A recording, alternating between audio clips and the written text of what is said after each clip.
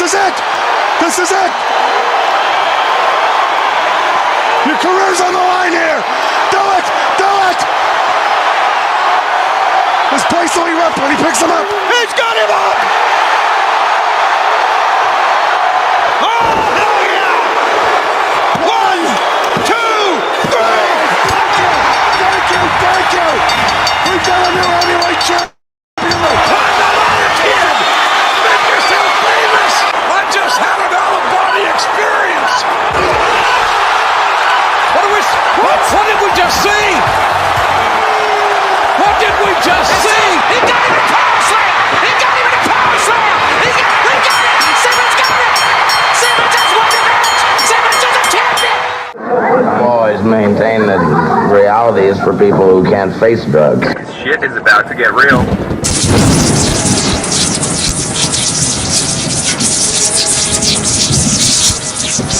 You get to see knee deep. Shit. Look at the stare of the champion against the challenger. What? And now, Straight Talk Society presents Wrestling with Reality. The following announcement has been paid for by the New World Order. It's going to be the biggest battleground in the history of our sport. The biggest match in pro wrestling history. The two biggest superstars in our sport in the biggest event the sport has ever seen. The biggest match in the history of our sport. Trying to run a little scalded dog here. Enough is enough. That's enough. No! Oh, God, that's enough! Stop it! Man, listen. It's tougher than a $2 steak. Who is your daddy? Who's your daddy, Undertaker? Slam! Toe slam! Who's your daddy, Undertaker? Lucifer's lips on the biggest size in the WWE! Somebody stop this! Somebody stop the damn man! Enough's enough! What? The irresistible force meeting the immovable object. WWE Dynamite. Ladies and gentlemen, may I have your attention, please? It's time. Let's rock. I can't do it. We'll do it live. So to escape from reality? We'll do it live. Fuck it. I am reality. Do it live. I'll write it and we'll do it live. Oh, it's live, Hal. Let the slaughter begin! It is now time for Wrestling with Reality. I have come here to chew bubblegum and kick ass. And I'm all out of bubblegum. number one to be the man, baby. You have to beat the man. Heavyweight champion of the world. The time is now. Reality has become the present, and the final lesson of the pain game has begun. You are gonna wrestle my ass for the world title. You son of a bitch! For what you did, you will have to kill me to keep me from killing you. Woo! The 90s have been referred to as the reckoning with truth. In the 80s, everything was clouded. Nobody ever told the truth. In the 90s, the way to go is flat out. Tell no lies. That's the way we're gonna do it. When you hear something from my lips, truth it may be, and as much as it may hurt, you can count on it being exactly the way that it is. We want the gold, sucker! Hulk Hogan, we coming for you, nigga!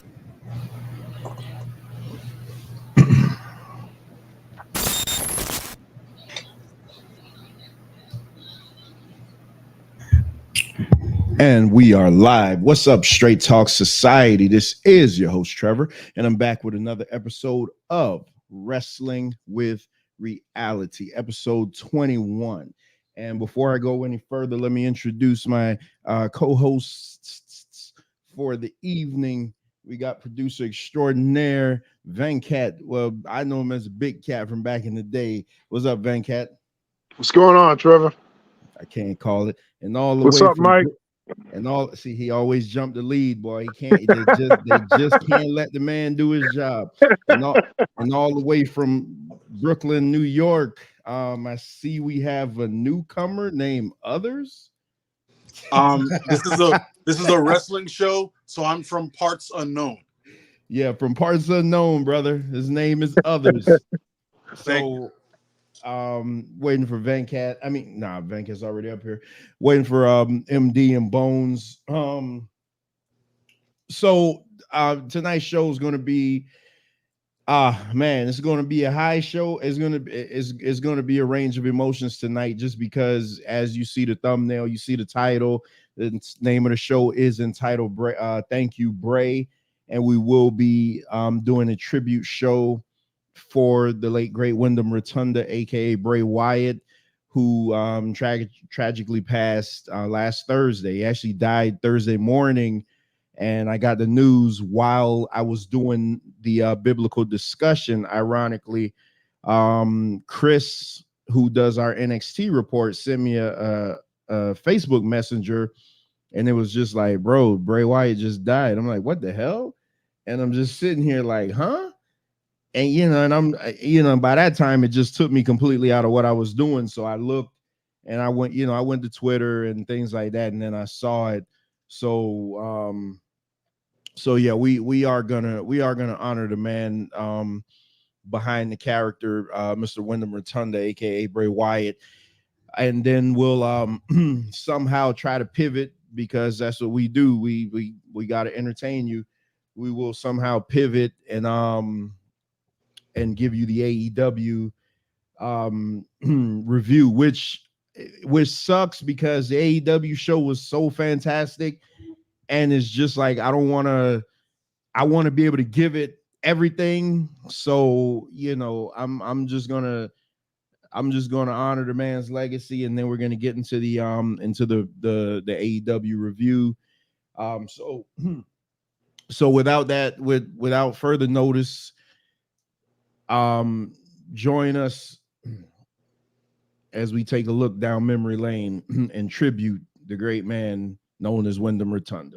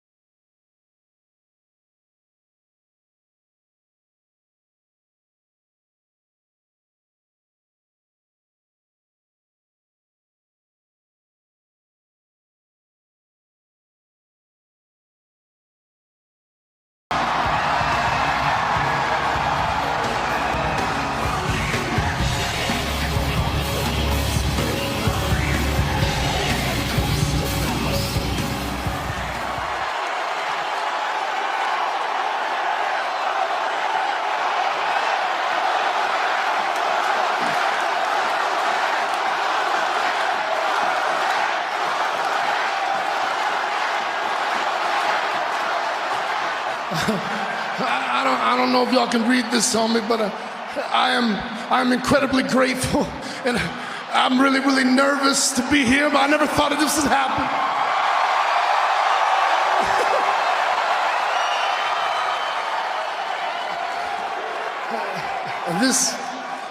This right here, this is just me, okay? This is a version of me that I've never got to introduce to you guys before. This is just me being me, genuine me for the first time.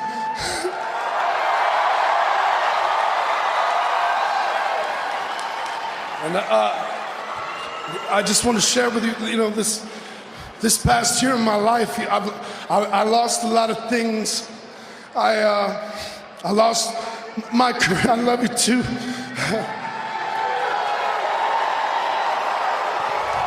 I lost my career. I lost my self-confidence. I lost two people who were very, very close to me. And I lost my way. And I got to a point where I thought that everything that I'd ever done here, otherwise, I thought it was all meaningless. Nothing I ever did has mattered to anyone. And I was wrong. I was wrong.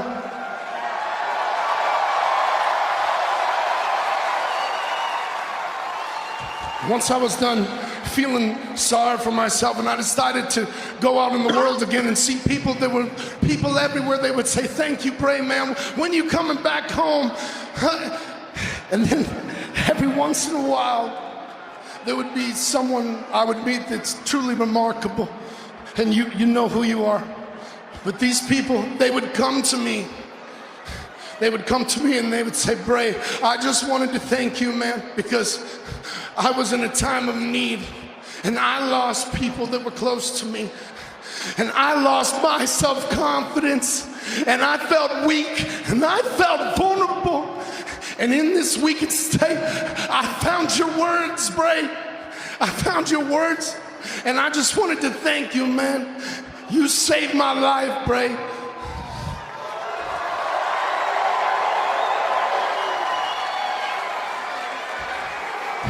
The truth is, I don't think about stuff like that.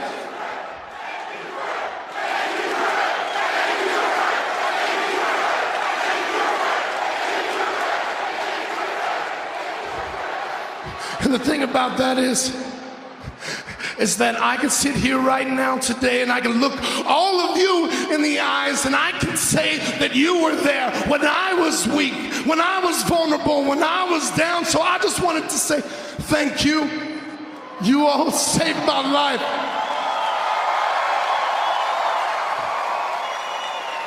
You wouldn't let me alone. Every time I tried to run away and hide, you were there to find me. When I left things behind, you found them. You chased me. You are the reason.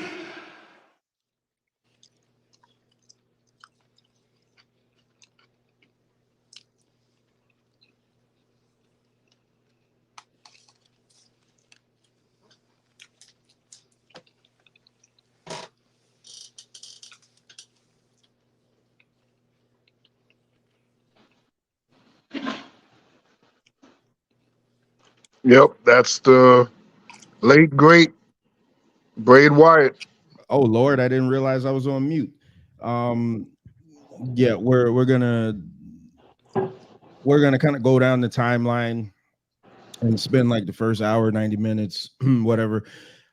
Just going over Bray Wyatt. Just the highlights. I mean, I'm not the guy that's gonna be up here slandering people after they're gone, but I do have the portions of the police report and the cause of death and things like that, and I do want to talk about that just because he's 36 years old. And if I'm not mistaken, I want to say MD is probably about 36. So 36 years old is too young for anybody to be dying, much less a man with 4 kids and a fiance. So just bear with me. Let me I promise you, Mr. Straight Talk will be Mr. Straight Talk. But for right now, I just got some things that I just want to get out there. Let me just show this news report that I saw actually breaking the news, because again, I didn't believe that any of this happened. I'm like, man, you got to be kidding me.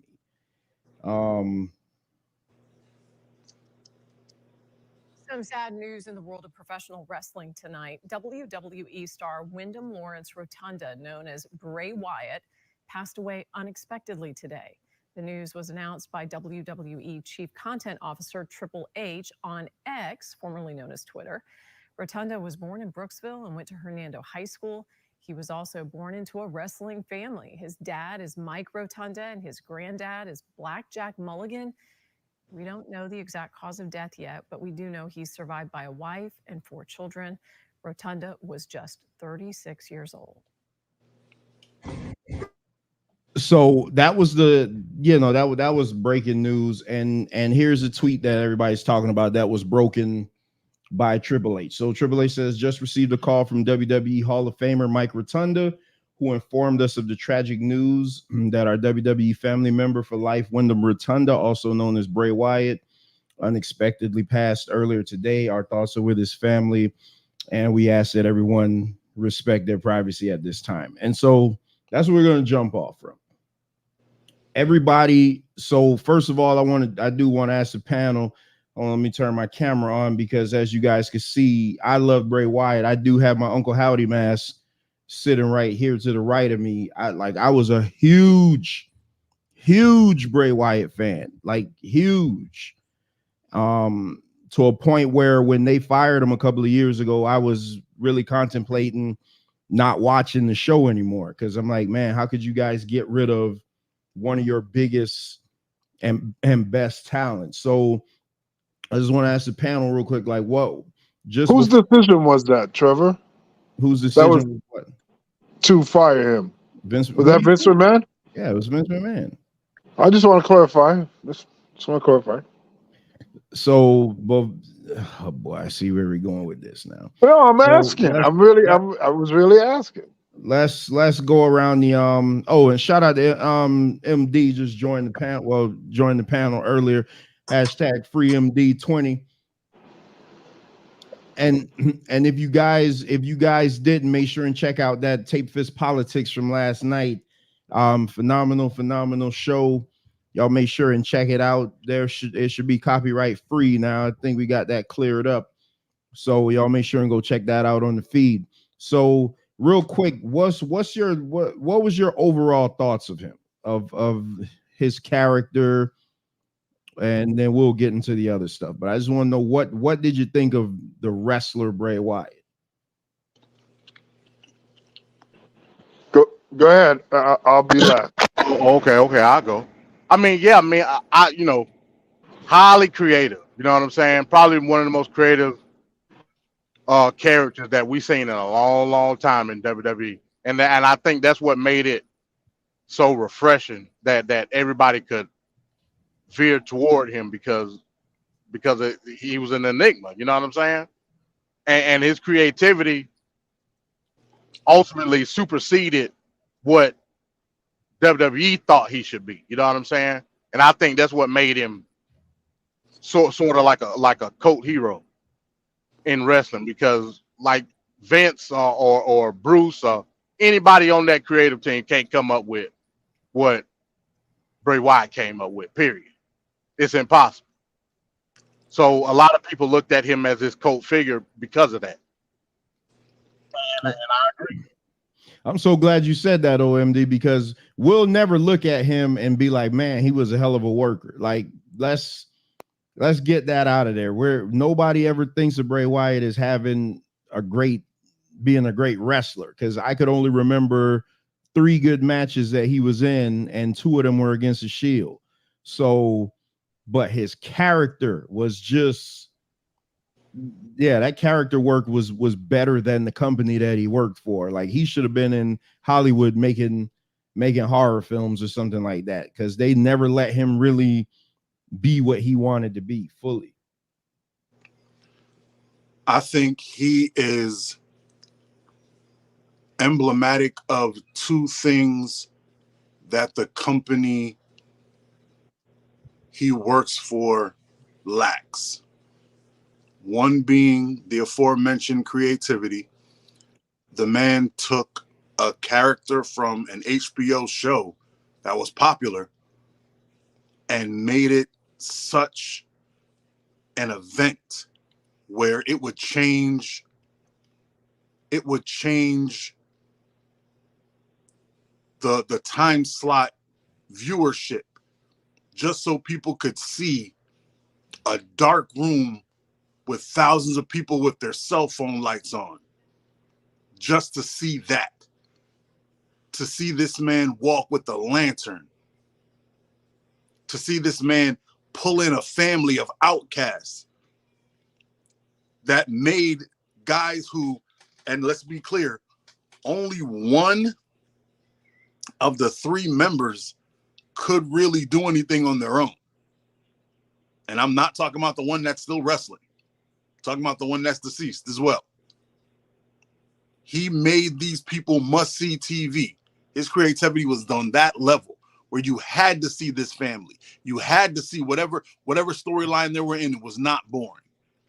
And the second thing, sadly, is emblematic of WWE's attempt at recreating white supremacy in wrestling. Because no matter how good you are, no matter how great you come, no matter how fantastically you scheme and show and do your best and have the people support you, they will not let you be your greatest. At the end of the day, they'll promise you anything and stab you in the back anyway. He and CM Punk embody the looked over, the cast aside, the, oh, that was great, but you only did it for a weekend. Oh, you did it for more than a weekend? Well, you didn't do it for a year. Oh, you did it for a year? Well, it wasn't 2 years. Well, I mean, you're great and all, but you're not John Cena. They emblemize that looked over, stepped on, mustache destroyed side of wrestling that I love and support and will always support, and am saddened that this man never got the run that he should have. You say he's not that great in the ring, that's fine. I think he was a good worker. I think just a man that size doing the back handspring thing he does, and then leaving, coming back in much better shape after being told he was some roly-poly that couldn't crack it, coming back as the most creative, insane, thought out, you could tell Vince had nothing to do with the character, that was still stepped on and overlooked, even though he was the hottest thing I've ever seen. With a story behind it, a family behind it, so hot, they would just throw people with it and they would become hot. And still was overlooked, not given the praise he should have had, and had his promises broken time after time. The mustache must go for no other reason than this. This was a sacrilegious event enough for me to just despise the mustache for the rest of my life. On you, Van Cat. Okay. Yeah, well said, Mike there. My name's Others, sir. You don't know my name. You and that Others. Hey, y'all, and I'm on a time limit tonight, so we gotta keep it moving. For real. Because y'all were able to do a show in under 3 hours last night. We got to keep that up. Yeah, so with Bray Wyatt, when I saw him, I didn't follow him like you guys. I didn't follow wrestling for the last few years as intently as you guys. But when I finally did see him and saw him in the ring and saw his presentation, his character and whatnot, I thought, man, this is kind of weird. It has like a Texas Chainsaw Massacre, Hills Have Eyes, kind of vibe to it. It's interesting, and I'm like, oh, that's different and creative from the nonsense we've seen, like the Spirit Squad and nonsense like that. So I can appreciate that. Bray Wyatt, from what you guys are saying, he's not the greatest in the ring. I wonder how much of that is because of his character, that he really doesn't want to go that direction. I feel like, especially coming from a wrestling family, he probably has the capabilities to do that, but he knows what he has to do as far as keep the focus on his mystique his image and his aura. So the wrestling isn't, primary. So, he has a hell of a following. He has a lot of fans. I was looking at a lot of the messages people were saying, and before he died, it was the same thing. Somebody, I was watching a video earlier today, and they was saying, they wish that people would show the kind of love that they do after they pass. I don't know all his story and because from what I understand, he had a moment in time where he was going down in his confidence. It seems like a lot of wrestlers go through that, especially Ric Flair, where they just lose their confidence and they have a crossroads in their career. So he may have went through that, but from what I could see from fans and whatnot, it seemed like he was respected and recognized for the job he was doing. And I gotta applaud him for what he's doing, because he made something out of nothing. And when you look at his NXT early days, and you look at him, later on when he becomes fully Bray Wyatt, so it's a hell of an improvement. So I just gotta applaud that guy, and rest in peace. Real quick to this, Ruben. Yeah, stick around. I definitely need you on later. You were actually at All In Live. Yeah, I need you to come on this panel. And when we get to that review, I definitely need you on here. I want to hear what the live experience was like. Speaking of live, MD was at AEW Dynamite last week and Collision. Well, they did the tapings at the same time, but I didn't get to upload the videos just because of all of this. So don't get me wrong when I say that his work rate, and again, it doesn't matter. Undertaker's work rate as the character Undertaker. I'm not talking about Mean Mark or anything, or Texas Red or whatever the hell he played in the previous life. Didn't get good until later in his career. That Bray Wyatt was so character driven, because when he was Husky Harris, nobody gave two craps about him. That was a guy that was, for most parts, a fat dude that went and reinvented himself, grew a beard, because the beards are great. The beards just give you great power and authority, and it makes you, and it reinvented him. Like, he literally, when we first saw that swamp family gimmick on NXT, we were like, if you're a real wrestling fan, you knew off the bat, Waylon Mercy. Everybody was like Waylon Mercy. And then when it came up to the main roster, as wrestling fans do in general, which I hate them with a passion, everybody shit on it. Everybody remembers that first promo, that first night on Raw was not received well. When they came out and he was like, "We're here," and they blew out the lantern, that got the initial pop. But when he started talking, the fans, what wrestling fans do because of their ignorance, Husky Harris, they just would not let it die.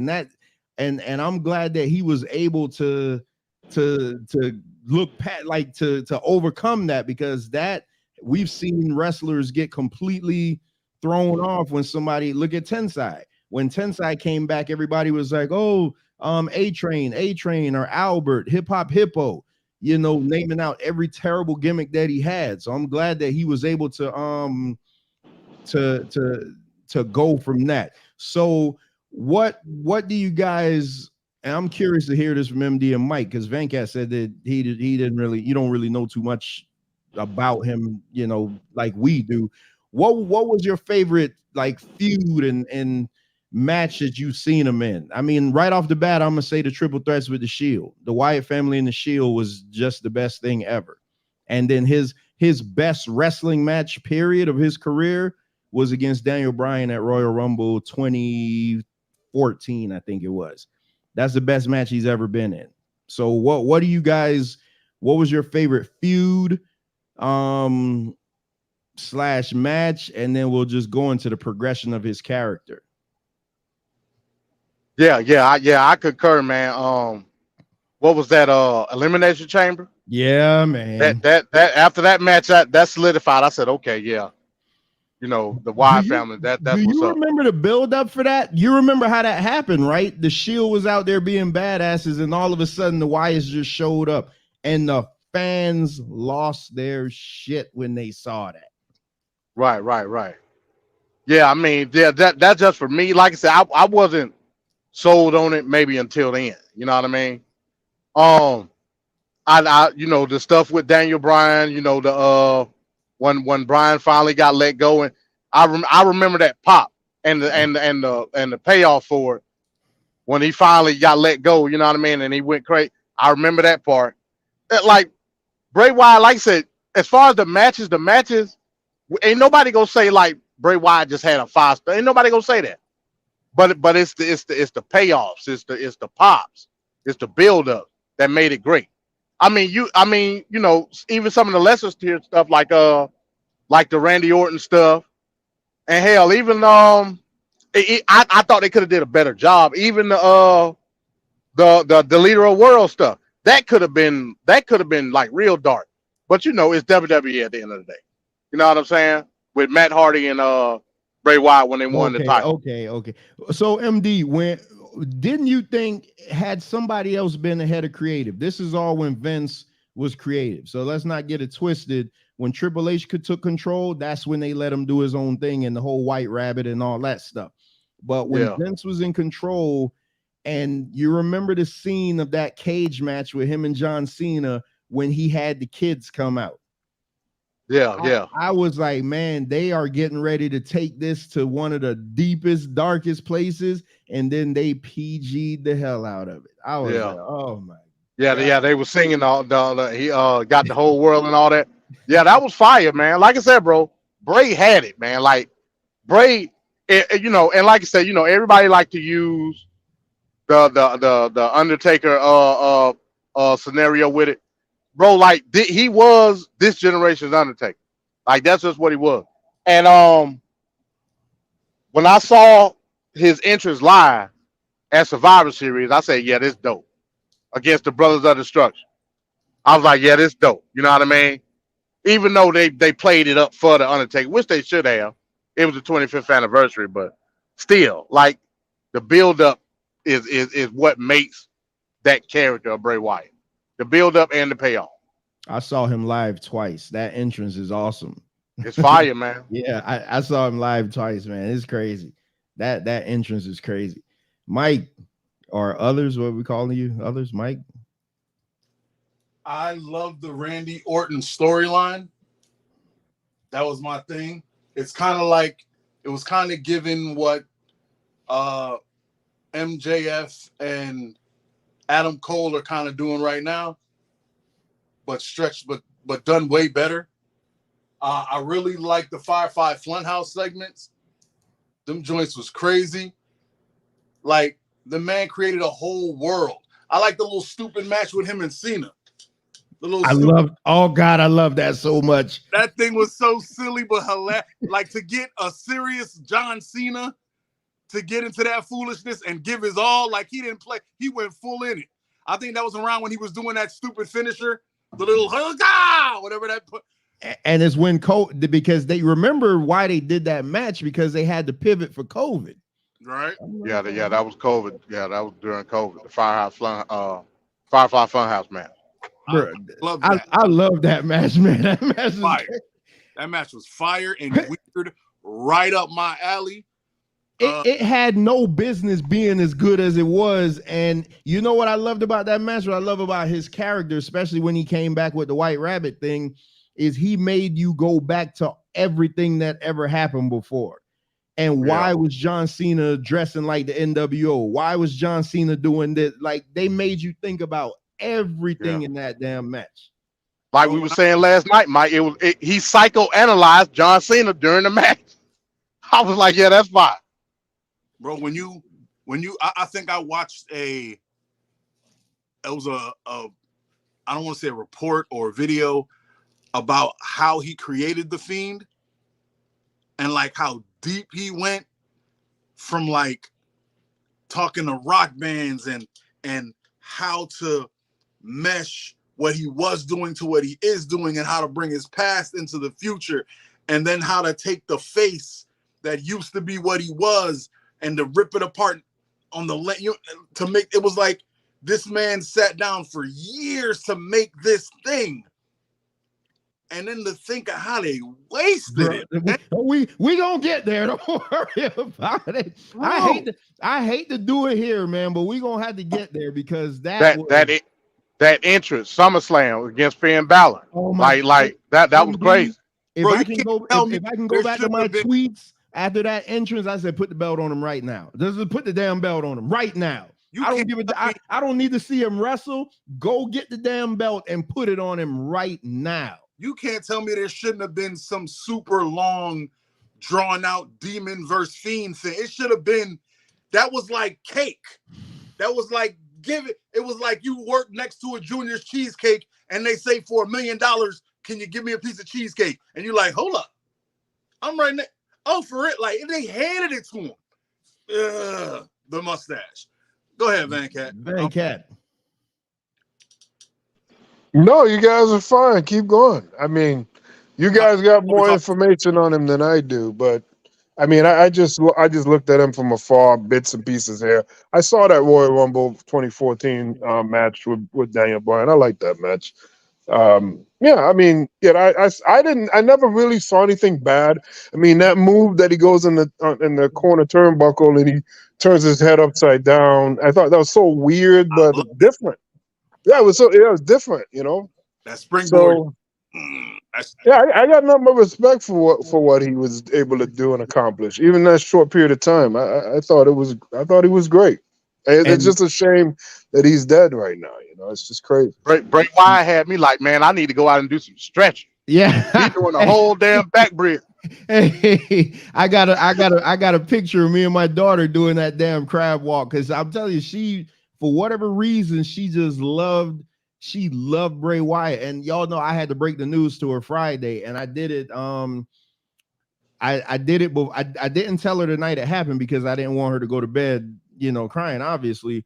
But when I told her before, you know, a couple hours before Smackdown came on, and the reason being, the worst thing is for her to see Smackdown and see a tribute, and she's like, well, what the hell's going on? Why you didn't tell me? So I told her. Obviously, she bust out crying because, you know, then they come with all the answers.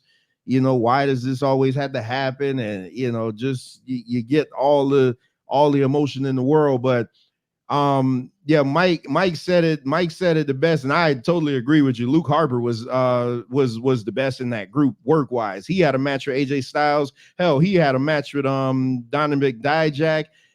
What he was doing over in AEW.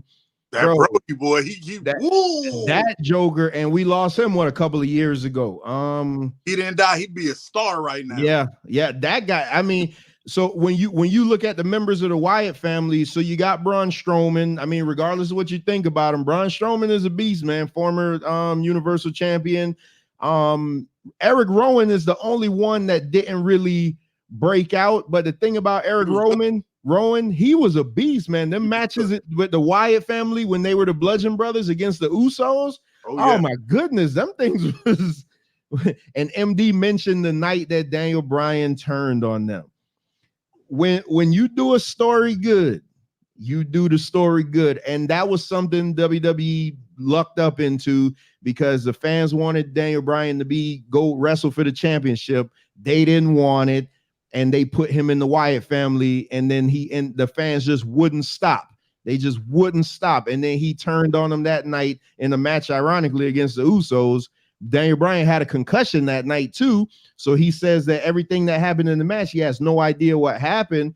I mean, that's crazy to have one of the loudest reactions ever in the world, and you don't remember anything about it. But Bray Wyatt, the one knock on Bray Wyatt, and there's a guy that I watch on YouTube, great wrestling podcaster, called the Solomonster. He always called Bray Wyatt the eater of pins because, as great as MD says, the storylines, the lead up, and the payoffs, them payoffs always 9 out of 10 ended up with him losing. There's no way after Bray Wyatt won the WWE title at Elimination Chamber, he should have then turned around a month later and lost to Randy Orton at WrestleMania after that build up, burning down the house and, you know, allegedly killing Sister Abigail and all that. There's no reason he should have lost that match. He lost to the Undertaker. He lost to John Cena. Like he never beat anybody. That's that Vince McMahon stuff, man. He never beat anybody. Like that's the thing.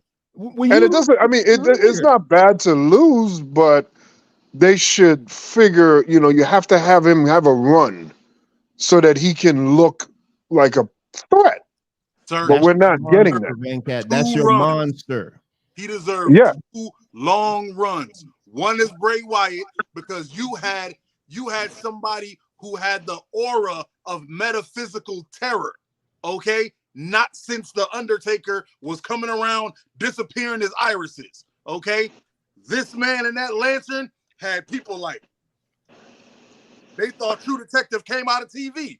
He deserved to run, and then when he left and came back, and the Fiend, this man never broke character. He was jolly. Bro, when he used to be in the fun house, he's like, yeah, and then you would see little cracks of the feet.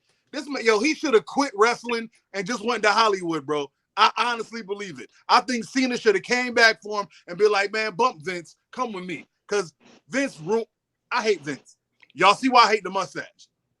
That's him and CM Punk are the reason I hate the mustache. So let's get into the Fiend character because Mike just want to go to the Fiend. So amazing.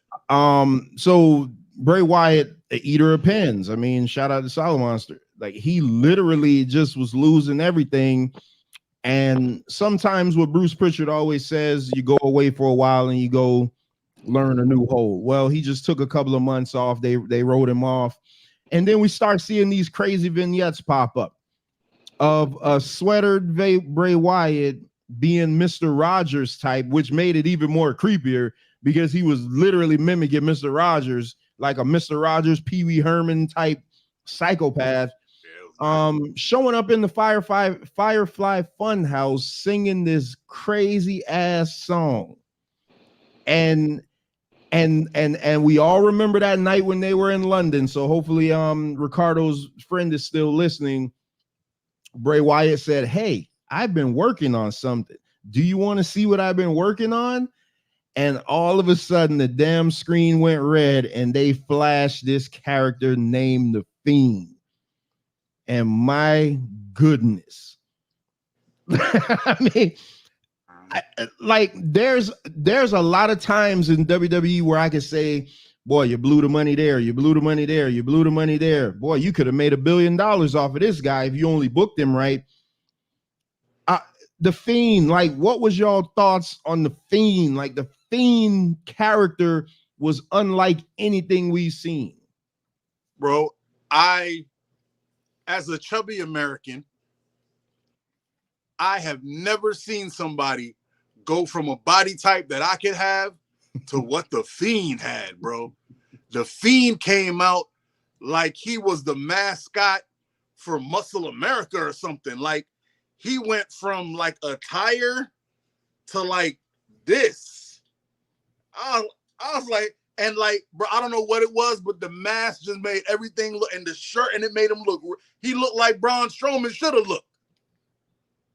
You know what I'm saying? Remember when Braun was just chubby and weird? He was just bigger than everybody. He looked like, that's what Braun should, this dude, whoever this dude is, I want no parts. I saw him and I took my wallet out like, sir, I really don't want no problems. Like, if you wanted it, you should have just asked for it. Go ahead and take the wallet. I'm not fighting you. I ain't got my gun on me right now. So you go ahead and take that wallet. Sir, you have a nice evening. I don't know who scars you. He looked like a Batman villain. He looked like Batman need to come handle him. And Batman might lose. That's what it is. He looked like a scarier Bane. That's what it was. If you think about it, he looked like Bane's nightmare. And that's what I want my champion to look like. I want my champion to come out looking like that, say no words like the Goldberg when he was actually good, wreck stuff like Roman Reigns when he was actually bad, and then leave. That's what I want. Oh my God, The Fiend was amazing. I was there tonight. Oh, go ahead, MD. No, I was gonna say the first match they did make him look like everything you just described because they put him in a squash match with Finn Balor. That's when I literally. Literally. Amazing. They squashed Finn Balor just to turn around and have him lose to Goldberg. Seth Rollins. Whoa, yeah, the Seth Rollins, yeah. Oh God, we gonna get to that one. But the man that the Demon Finn Balor beat up for the championship. Yeah, but yeah, Bones. That's that. You absolutely right. Yeah, Goldberg killed the Fiend. Goldberg ruined Bret Hart, bro. Goldberg. Wait a minute. I'm not gonna have this Goldberg slander right now. Man, Goldberg slandered by living. So the Fiend, the Fiend was like, yeah, he was just a scary. He was a nightmare. So when I saw him in person, attack Finn Balor. That was one of the times I saw him at a Smackdown. And the whole presentation was it was crazy. It terrified my daughter. So here's the weird thing, because my daughter, she loves Bray Wyatt, but she hated the Fiend. So I'm gonna go back in the archives. What year is this? 2023. So I'm gonna go back about 5 years, and I'm gonna play a video that I kept. And the reason I kept this is because Bray Wyatt commented on the video. So this is a video that I posted to Twitter. So let me hold on. Yeah, my mouse is dying. He just wanted to be a great wrestler, bro. Why Vince couldn't let him? Yeah, Vince McMahon is an asshole. That's why. Come on, bro. I just want to put that on the record. How long I've been saying that though? All right, so not very long. Not longer than me. So this was back in what year was this? This was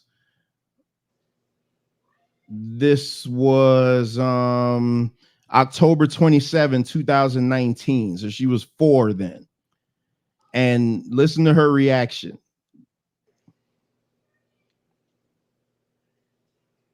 Because he has a scary mask? Yeah, I don't like him. So stop it. Stop. I don't want you to have a Bray Wyatt shirt. Well, I like Bray Wyatt though. You don't need a Bray Wyatt shirt. You already have a wrestling shirt. But I like Bray Wyatt. You already have a wrestling shirt. If you got a Bray Wyatt shirt, you want to. I don't like Bray Wyatt. Don't get a Bray Wyatt shirt at all. Bray Wyatt is cool. Don't get a Bray Wyatt shirt. I'm gonna get one. No. I'm gonna get one. No. Okay, maybe I won't. Bray Wyatt is cool though. No, do not see Bray Wyatt anymore. Yo, why kids like sitting on dad's heads? I'll never do that. My baby loves sitting on my head. I don't know if the screen is scrolling, but yeah, if y'all look at that comment right there, that's from Bray Wyatt. That's hard. Yeah, that's from that was him telling me that he's going to send me one of the shirts. The shirt that she didn't like was the Fiend shirt. When the Fiend shirt came out, I had to get it because the Fiend shirt was so awesome. I had to get it, and I just thought that it was the best thing in the world. And as y'all see, my daughter at the time didn't like Bray Wyatt. So fast forward now to 2023, I got a special guest in the audience that wants to share their thoughts on Mr. Bray Wyatt. Let me get off the screen. I am so sad. He was my favorite wrestler. And I wanted to see more of the Fiend and Uncle Howdy. But you didn't like Bray Wyatt in the beginning. Because I was 4. I didn't like the mask and the blood on it. But I'm obsessed with it. The mask is my favorite. So why do you like Bray Wyatt all of a sudden? Because I like seeing his regular character when he's like not doing bad stuff like how he used to. Because I've been watching a lot of old YouTube videos about that. So yeah, just so y'all know, my 8-year-old has been going on her own, pulling up old Bray Wyatt videos. Just so y'all know, just you know how much she loved the character. You done? That's it? All right, now you ain't gonna come take the show over now. All right, get your last words in. So what do you feel about just Bray Wyatt? When he died, how did you feel?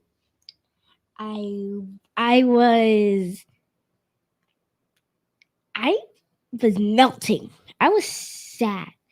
Like, I want to see more and more Uncle Howdy and Bray Wyatt because that was my favorite character, seeing him have his mask on, because I went to see more and more of his cool tricks and I want to see more Alexa Bliss. What if he would do anything else to Alexa Bliss if she ever comes back? She's pregnant. I don't think she'll be back anytime soon.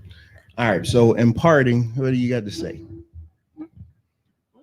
What's your last word? What do you guys say before you go? You don't have any? All right, cool. All right, so she wanted to just I don't know why she act like she's still mic shy, but yeah. So Bray Wyatt, man, the Fiend, and we got to talk about it. We're going to talk about the Fiend and Seth Rollins. So here it is. On one hand, I'm saying, boy, put the title on him right away. Vince McMahon's listens like, hey, y'all wanted the belt to be on him. Let me put him in a Hell in a Cell match against Seth Rollins. And what ended up happening was the worst Hell in a Cell match ever in the history of wrestling. And I think it probably killed the gimmick dead. Yeah, MD, what you got on that Hell in a Cell match? You're muted. What made that Hell in a Cell match so bad? It was terrible. He hit the Fiend. I think he hit the Fiend with like 10 curb stomps. He hit him with the toolbox like 100 times. He literally tried to murder the guy on air. And it started getting silly and ridiculous because it's a human being under the character. So, right. So Bray has to sell all these toolbox attacks. They got the stupid red light on, and it didn't work, man. And he still somehow came back from that. The guy is just great.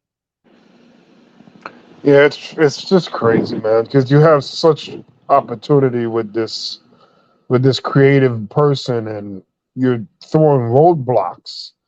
When you would think that the order of the day is, try to elevate something, especially if something is catching on.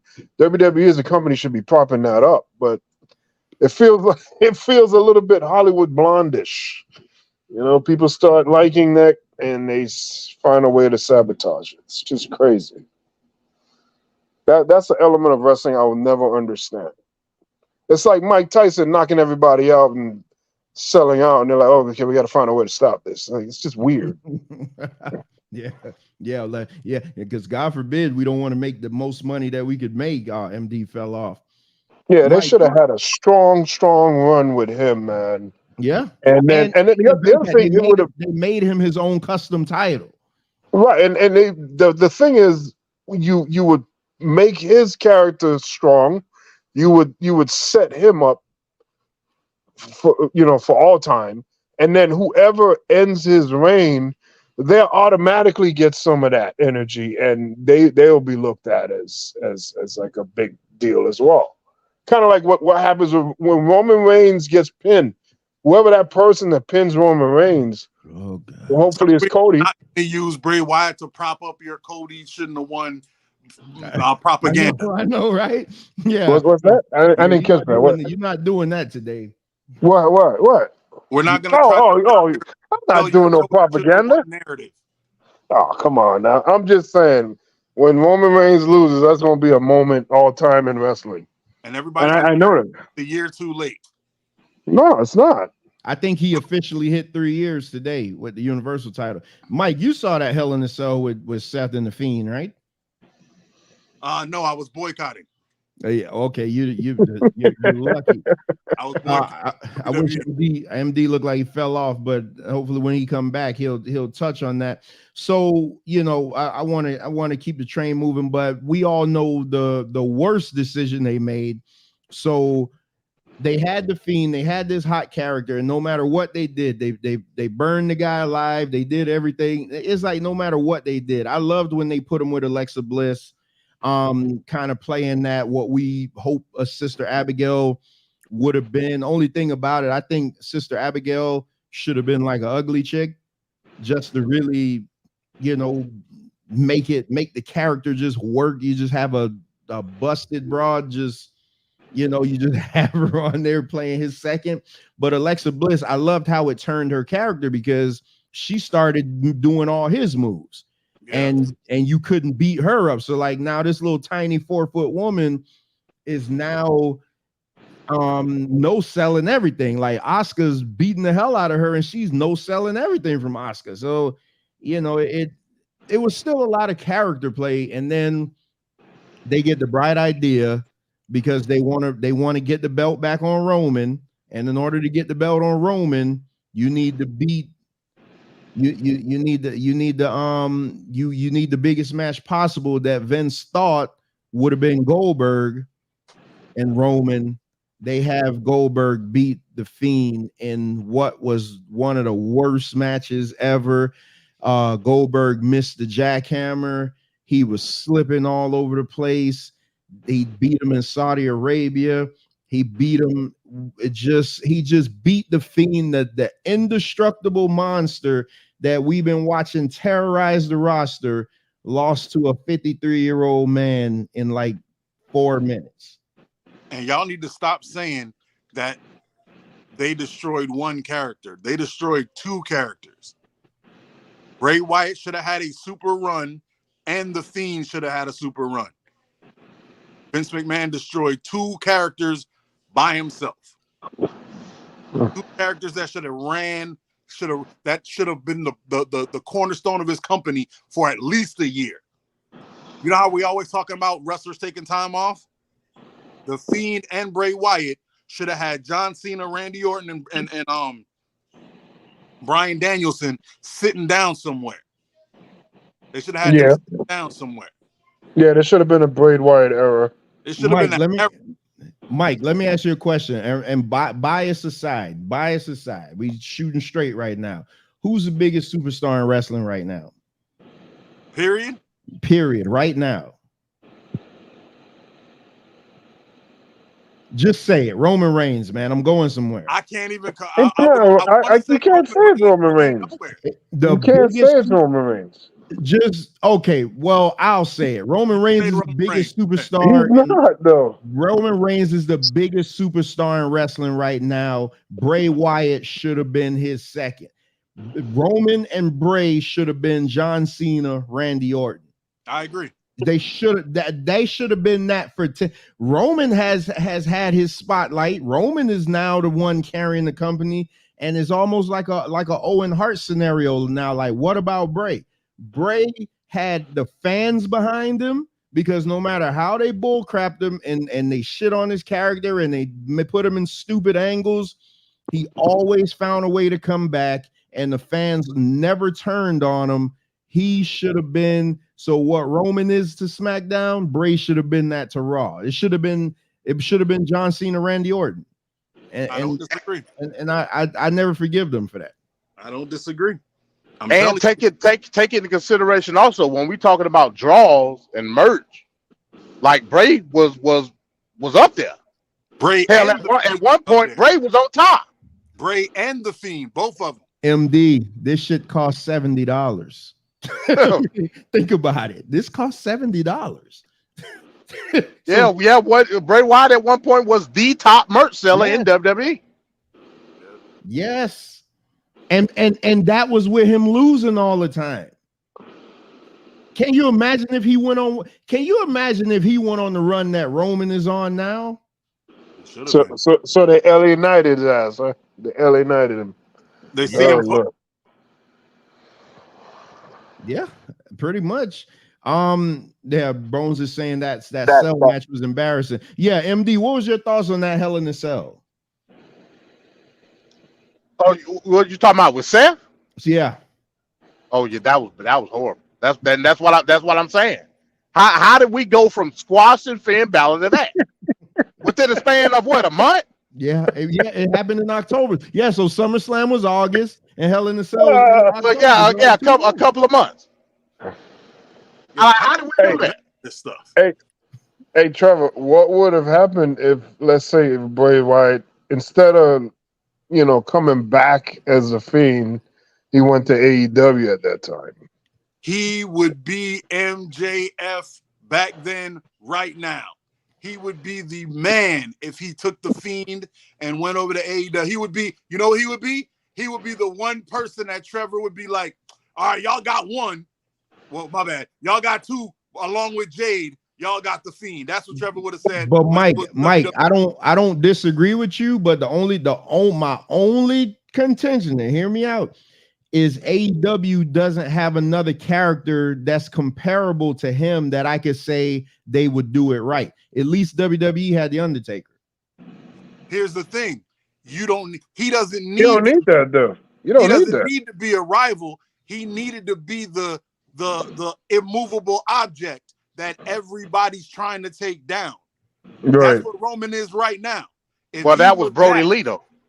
Yeah, that was Brody. Oh, damn, I didn't even think of he could have. Think of the Dark Order versus check that would have been great. That would have been great. Out. They got the Dark Order, and then the House of Black is linked with the Fiend.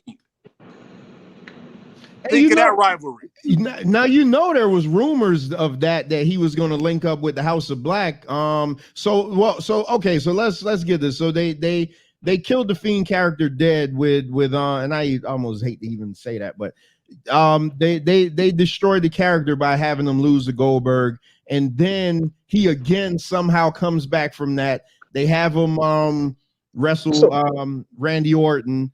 And Randy Orton sets the man on fire, and it's just like it's a never-ending cycle with bullcrap.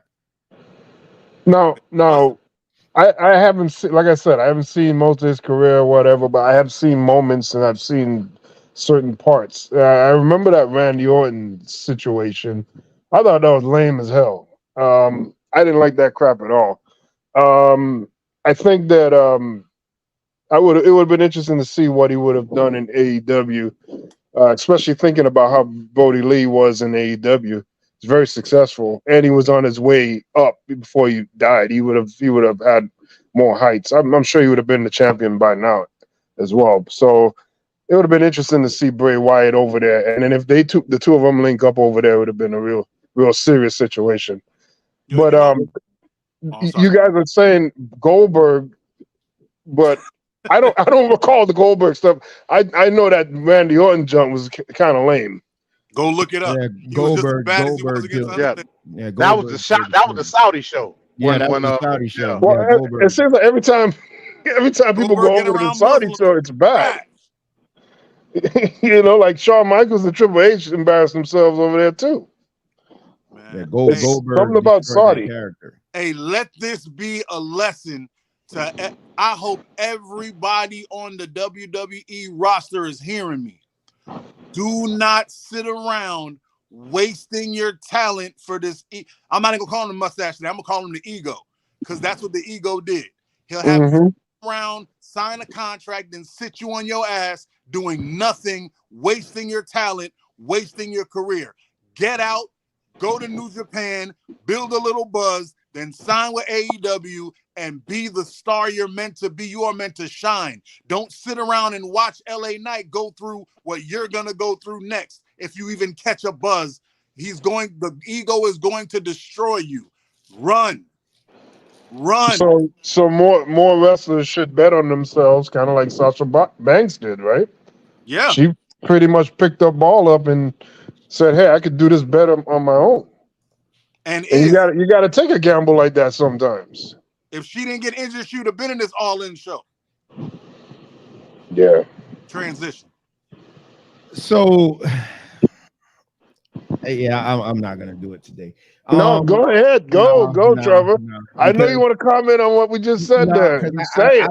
I literally just heard Michael say that everybody on the WWE roster is wasting their time. I mean, that's not what I said, sir. But Trevor, you yourself said there's a lot of guys that are just sitting on the sidelines. I said he signs people and just so they can't go anywhere else, and then puts them on the bench. Name me five. No, I'm not doing this. So, I'm not doing this today. I'll catch y'all in 2 weeks for this conversation.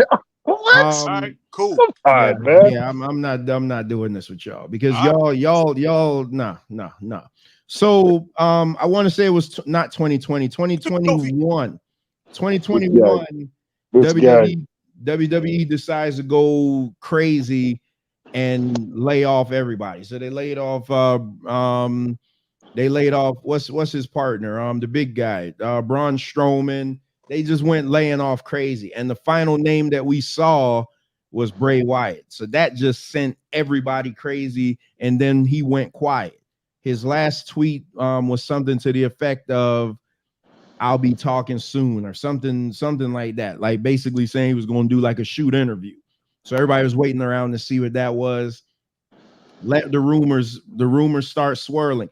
I'm pretty sure Tony Khan was trying to make every pitch in the world to him. And it's just curious, as great as Tony Khan is supposed to be, why he couldn't land them. But we'll do that in 2 weeks. And then all of a sudden at WWE house shows, there start being rumors of periodically through breaks, they'd be playing this White Rabbit song. And at the time, nobody knew what it was about. They just would play this White Rabbit. Nobody would talk about it. Only people that were in the arena, they would show the pictures of it and be like, "Hey man, WWE is doing this. What the hell is going on?" Then everybody starts speculating like, "Hey, what's this White Rabbit? What's this White Rabbit?" Then the internet nerds start noticing, they start flashing the QR code on the TV. And then they start scanning that code and it would lead you to certain clues. Like at first the clues were like little minuscule things. It would like lead you to like an arena or something like that. And then as the weeks progressed, it started getting more and more and more. And the clues started getting more to where these guys that a whole hell of a lot more knowledgeable in this than me start being like, "Well, wait a minute. Bray Wyatt had this match in this arena at this time and such, and that's what the clue ended up being." So then the rumors started swirling crazy that Bray Wyatt was coming back. The good thing about this is that they didn't let it run on too long, because it started to get to a point where we were like, "Hey, what you gonna do?" Every event, it was like, "Hey, what are you gonna do? What are you gonna do? Why isn't this White Rabbit being revealed?" And then finally at Extreme Rules, what was it? Extreme Rules 2022, Matt Riddle had the Fight Pit match with Seth Rollins, and before Matt Riddle could even get back to Gorilla, the lights went out, and then you hear a slowed down version of the Firefly Funhouse song, and then a door appeared. They start showing all the characters from the Firefly Funhouse, and then they start slowing everything down, and then their door appeared. And when that door opened, the lantern walked out, and you saw a man walk out with this face on.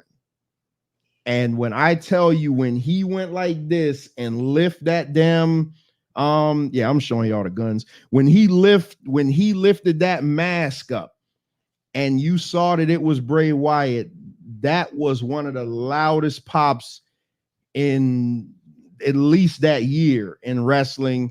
Everybody got their wish back. Bray Wyatt was back, but we had no idea what this character was. So first of all, who saw that return? Yeah, MD keeps falling off. We all, I assume we all watched it. I know I watched Extreme Rules on Peacock. Yeah, because it's accessible. But yeah, it was good. It was a good comeback reveal. It was exciting for especially for people that are super invested, like you said, to have that White Rabbit and leaving clues and just building anticipation, and especially the way he left, being fired like that. But then another part of me is like, is this also a work? Was this an agreement? Because remember, Bret the Hitman Hart, they're saying that, Vince and him had an agreement with him to go to WCW. And you just wonder if this was something they came up with.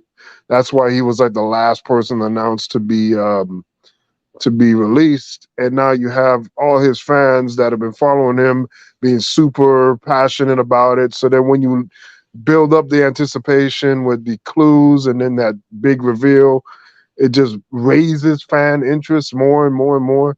So I just wonder how much of this is authentic or was this pre-planned or set up to be like that? And he never broke his silence the whole time. Right, because I mean, like you guys say, right? He always stays in character and he protects his business. So it makes a lot of sense. It seems like he knew that he was gonna come back eventually. And it could have just been an agreement for him to just take some time off, rest his body. Could have been that too. Well, I kind of disagree with that because remember, it was Vince that did the cuts. Right, but the cuts happened around WrestleMania. Didn't the cuts happen around WrestleMania, like just after WrestleMania, right? After WrestleMania. So Extreme Rules was in the fall. Well, but look at all the other people that Triple H brought back, though. Yeah, that's all. That's what Triple H brought back like 20 people. Yeah. So I think it was a Triple H thing. He brought him back because he knew that he was the guy. You know what I'm saying? I just don't understand. What does Vince McMahon have like? How do you see somebody do these kind of things? Like that's the whole point of wrestling is fan response. And like when you have a Daniel Bryan, an LA Knight, you have these kind of guys and they're doing that's the goal of wrestling. And like they just bury them. Like I just don't understand that. When you could make me buy your merchandise, you got something. I mean, I only buy like the top stuff, like Hogan, Macho Man, things like that. But I got a lot of Bray. I got Bray Wyatt shirts. I got this damn scary thing that scared my family half to death when they first saw me take it out of the bag. Like it's crazy, man. MD keep falling off. Mike, did you see Extreme Rules? I have been boycotting WWE. Oh. So yeah, but Extreme Rules was just last year. Yeah, but I've been boycotting for years, sir. So you didn't even YouTube his return? Sir, do you not know me? I'm a fatalist. They were going to ruin him. I'm not going to sign up to watch it again. That's all he does. I know who the mustache is. You guys were the ones who were deluded. Well, the mustache wasn't in charge when he came back, but the mustache is always in charge. So after that return, and I want to say that return video was like one of their highest, like the millions and millions of Yep. Hey, Nabram, you could DVR Dynamite. I don't know how it is over there in the UK, but we'll get to this review soon. But it was in the millions of downloads for that video, just the return. And then he also came back with this new song. So as the video that we played in the beginning was his first time talking on SmackDown. On SmackDown, and that's when he came out talking as Windham Rotunda. And to me, I was hoping that that's the direction that they went in. I was like, okay, because he's on record saying he'll never do the swamp gimmick again because Brody's not around. So he said he'll never do that again. Obviously they killed the Fiend, but there were teases that they were going to bring him back to fight Uncle Howard. Like it's just crazy. But so he cuts this promo, like the realest promo ever. And I feel like it was so needed. It was almost like the Ultimate Warrior, the day before Ultimate Warrior died, and he cut that promo on Monday Night Raw. Yeah. He got out everything that he needed to say. Like he was telling you, like, hey, I'm Windham, and this, you guys brought me back and things like that. And all of a sudden, before his promo was up, the screen started tripping out again. And we saw the debut of Uncle Howdy. Now, who knows what the Uncle Howdy character was gonna be? I always thought that it was gonna be like a split personality gimmick because before he started feuding with LA Knight, he would always see him in the back like talking to himself and things like that. So I thought it was gonna be a split personality gimmick. But when they finally brought Uncle Howdy out, it was a short, fat guy. Then the next week, it was a taller guy, which was his brother Bo Dallas. So then you're thinking like, damn, is it going to be multiple Uncle Howdys? And then they just like ruined it. Then they put him in the Mountain Dew Pepsi neon yes, match at Royal Rumble. Yes. And the one bad match of Royal Rumble, the one bad match. It just never. Yeah. So y'all, y'all think that I disagree a lot of times with Mike and Venkat when they talk about it. It's just that me watching this for so long, this company in particular, I just go with the ebbs and flows. Like I've seen it all. So I've seen the best of characters and I've seen the worst of characters. Bray Wyatt as a man and as a fan of his, I wanted that character to work. I didn't know what the hell the Uncle Howdy character was going to be. I just knew it was a cool ass mask. I am going to wear this come Halloween and I'm going to scare the hell out of a bunch of unsuspecting kids. So there you go. Well, real quick, Trevor, I'll say to Mike's point, Vince was back by then. You know what I'm saying? And not to mention, going into WrestleMania, they tried to put him in a random match with Brock. Brock said no. And then they went to a random match with Bobby Lashley. Random as hell. Yeah, that's that. Well, yeah, but Vince was back then, but Vince wasn't back when he came back. No, I'm talking about the Mountain Dew match. Yeah, yeah. Because I'm talking about the Mountain Dew. Yeah, sponsors and stuff. So okay, the one knock on Bray is and a lot of wrestlers say it. Great guy, creative guy, but there's tons of wrestlers that say that nobody's ever come out better after wrestling him. So like, but how can that be true though, Trevor? If we're saying that the guy's eating all these pins, so how is it that you're gonna lose a bunch of matches, but then these guys are not gonna come out better? I don't understand that. Sir, it's a self-fulfilling prophecy. If you do not build him up, you cannot use him to build anyone else up. The same thing Van Cat's been saying. The person that beats Roman Reigns is gonna be on a high. That's good. If you never build your monster to become a monster, then it's just another match.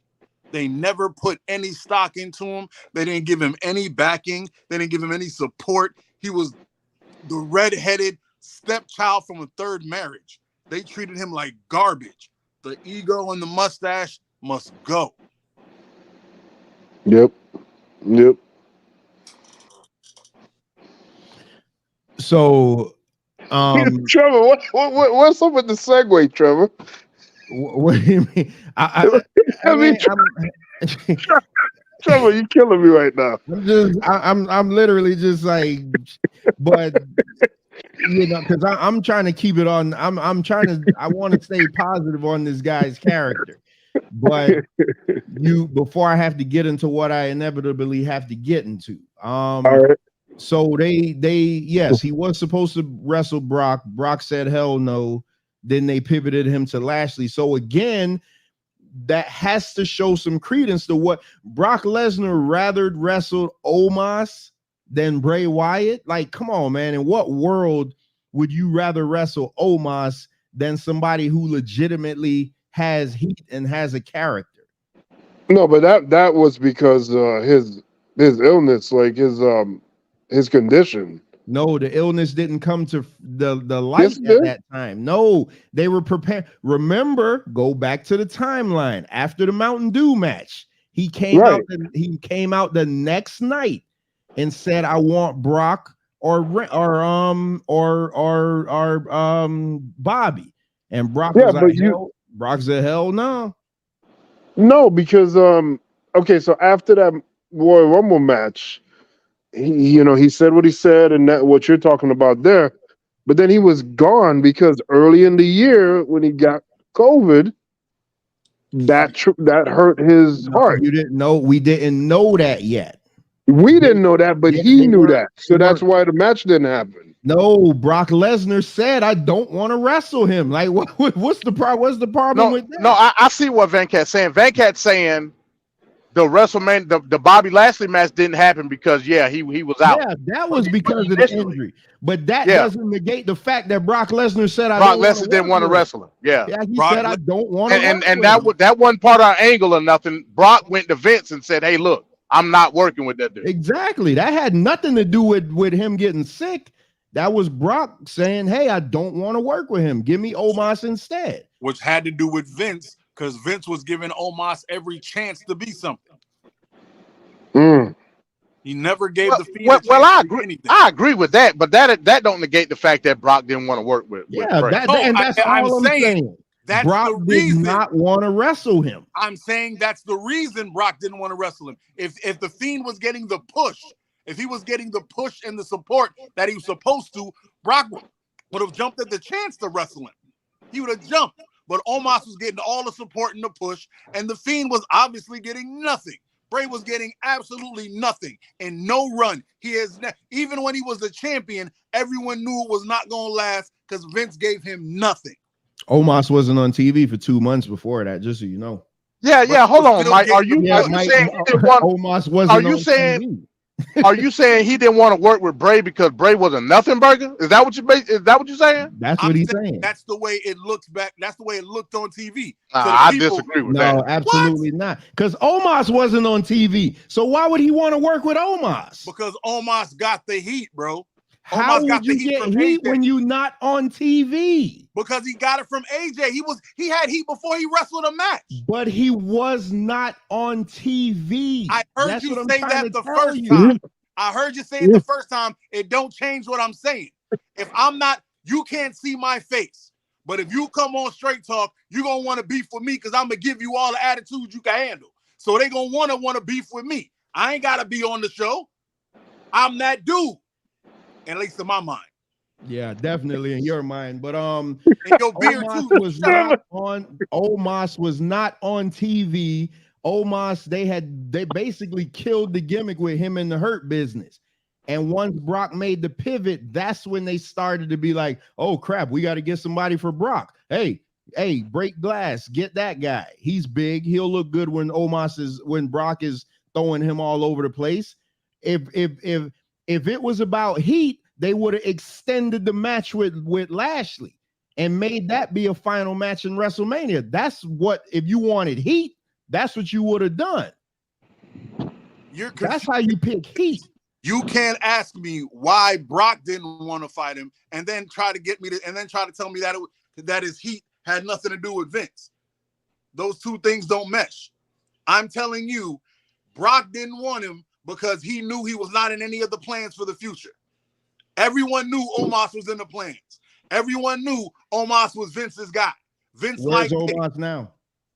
That's not the point. That's not the point. Oh man, yeah, I disagree. Brock don't give a damn about that. Brock worked by the match. He don't give a damn about no angle. You out your damn mind. And Brock didn't care about why is Brock always in the hottest joint then? Because for somebody who said they boycott something to actually act like they know what's going on week to week, that's why I'm giving these looks. Brock don't care nothing about no angle. I'm talking about what I saw. Like what the Brock wrestle a match and get his check and get the hell on. You literally making you please shooting tell me from the the time hip. Brock has wrestled somebody that didn't have heat. Please let me hear the match. Tell me the match Brock wrestled. Tell me the match Brock wrestled somebody that didn't have no heat. Tell me the match. Omos. You full of shit. Tell me the match. Omos, I just showed you. Tell me the match. Because he is always in the hottest match. Because that's what he comes back, he gets the heat, then he leaves and does his own thing. That's what he does. You ain't got to watch WWE every week to know what the hell happens. Just because you go up doesn't mean anything. You still don't know what the hell you're talking about. I know exactly what I'm talking about. I wish you could. Hold up. There you go.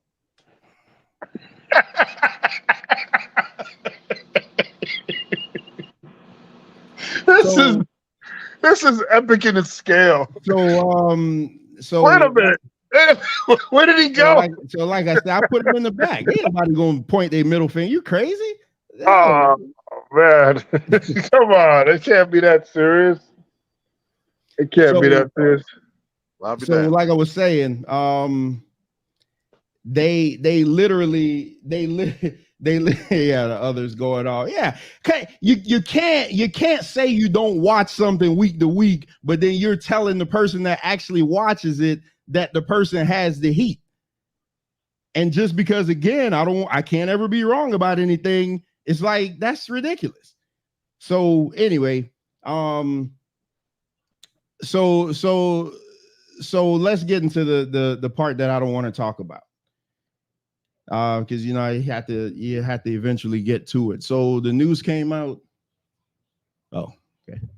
The news came out that what's up?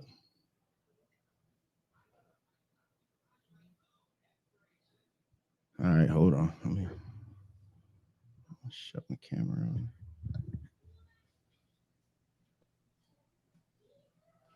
Uh-oh. Everything's Yeah, okay. she getting on you. Nah. Uh-oh. Sorry, fellas. Yeah, I ain't want y'all to see all her sexiness walking by. So so let's get into the the unfortunate part. So Friday night's episode of Smackdown drew 2.6 million viewers, which was up 26% from last week. You knew that was going to happen because of the tribute show.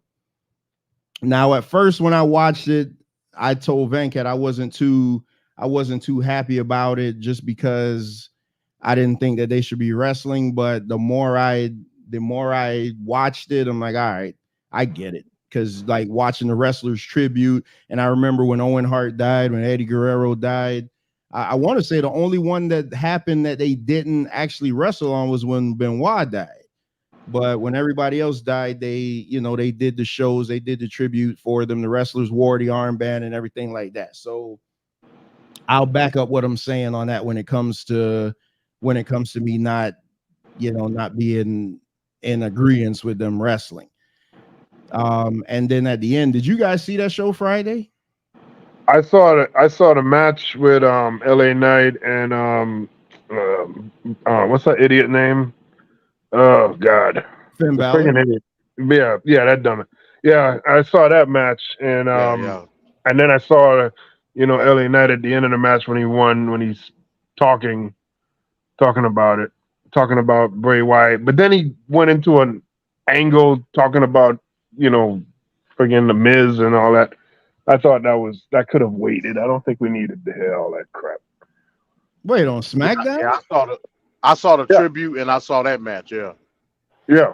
So what did y'all think about the very end, when after the match was over, then they start doing his Fiend thing where they'll bring the lights down slowly one at a time? Yeah, I saw that too. Yeah. I saw that too. But then you see the figure stand. I'm so like we're sitting there trying to figure out what this was. Was this a hologram, or like what was that?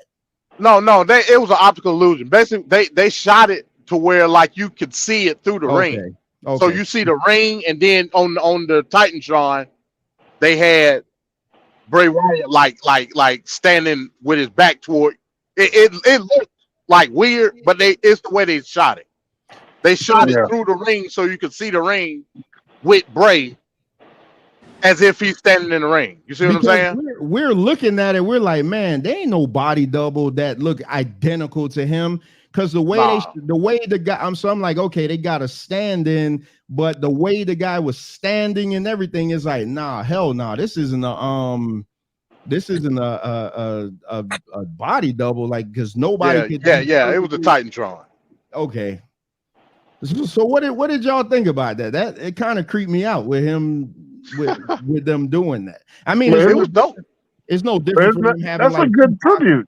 Yeah, no, I'm saying, but it still was kind of creepy, like for the lights to go out and then they bring it back up and you see this just standing in the middle of the ring. You're like, what the hell? It was dope, man. I liked it. What's up, Bones? Yo, what's up? How y'all doing? What's up? Yeah, man. Honestly, for me, this is one of the biggest wrestling losses of my lifetime. I know y'all are a bit older, so y'all might have different ones, but Bray Wyatt was definitely one of my favorite wrestlers. He like in my top 5 with Randy Orton and Bret Hart and RVD, So yeah, this one was tough for me. He will be missed, and one of the greatest wrestling minds ever. And I feel like he would fit in any era too. Like, you could put him in the 80s, you could put him in the Attitude Era. He worked good in this era. you know. And yeah, he Yeah, I wasn't agree with that. he wasn't the best worker in ring, but you know that wasn't how he told his stories. He told his stories through his promos and through his character work. So, do you think? Because I agree with him, he would have been in any era, but I think he would have worked so good in the 80s. Yeah, I agree because of his promo work and his mind. You know, like yeah, I feel like he definitely would have been able to carry a feud, and he definitely would have been able to help get people over. And as far as what you were saying earlier, I agree with Mike. It was hard for him to get people over because he never was able to really like get on the good streak itself. You know, like when he won that Elimination Chamber and he beat AJ Styles when AJ jumped off the top rope, you know, for the forearm, and then he countered with the Yeah, sister. yeah. Man, I marked out crazy because I didn't expect for him to win that. I thought AJ was gonna win it, and then you know he carried the feud on with Orton into WrestleMania, and it fell flat. There's a picture of him standing with his back towards the camera holding the WWE title, but it's not the one. It's not the one that he won in the Elimination Chamber. Is a different, like, custom title. It's not the Fiend belt. It's not the Universal title. It is the WWE title, but it has like snake skin on it, and it's crazy. Yeah, it's like reddish snake skin. I think I seen that. You Yeah, know, I seen that. Yeah. Oh man, I'm like, Yeah. man, why does he have that for a picture but not to carry to the ring? I have no idea. I don't know if that was something he had made on his own, but that belt was Well, you know, they give them, you know, when you win a title, you know, they give you like your custom title to have at home. Then you got the prop title, which you take to the shows. So maybe it was his own custom, you know, that the company gave him. Yeah, I can only assume. that belt was badass, man. That belt. Yeah, I seen that picture. Also, I will say that Wyatt family and Shield match was insane, and that was one of the best trios matches that WWE ever put on.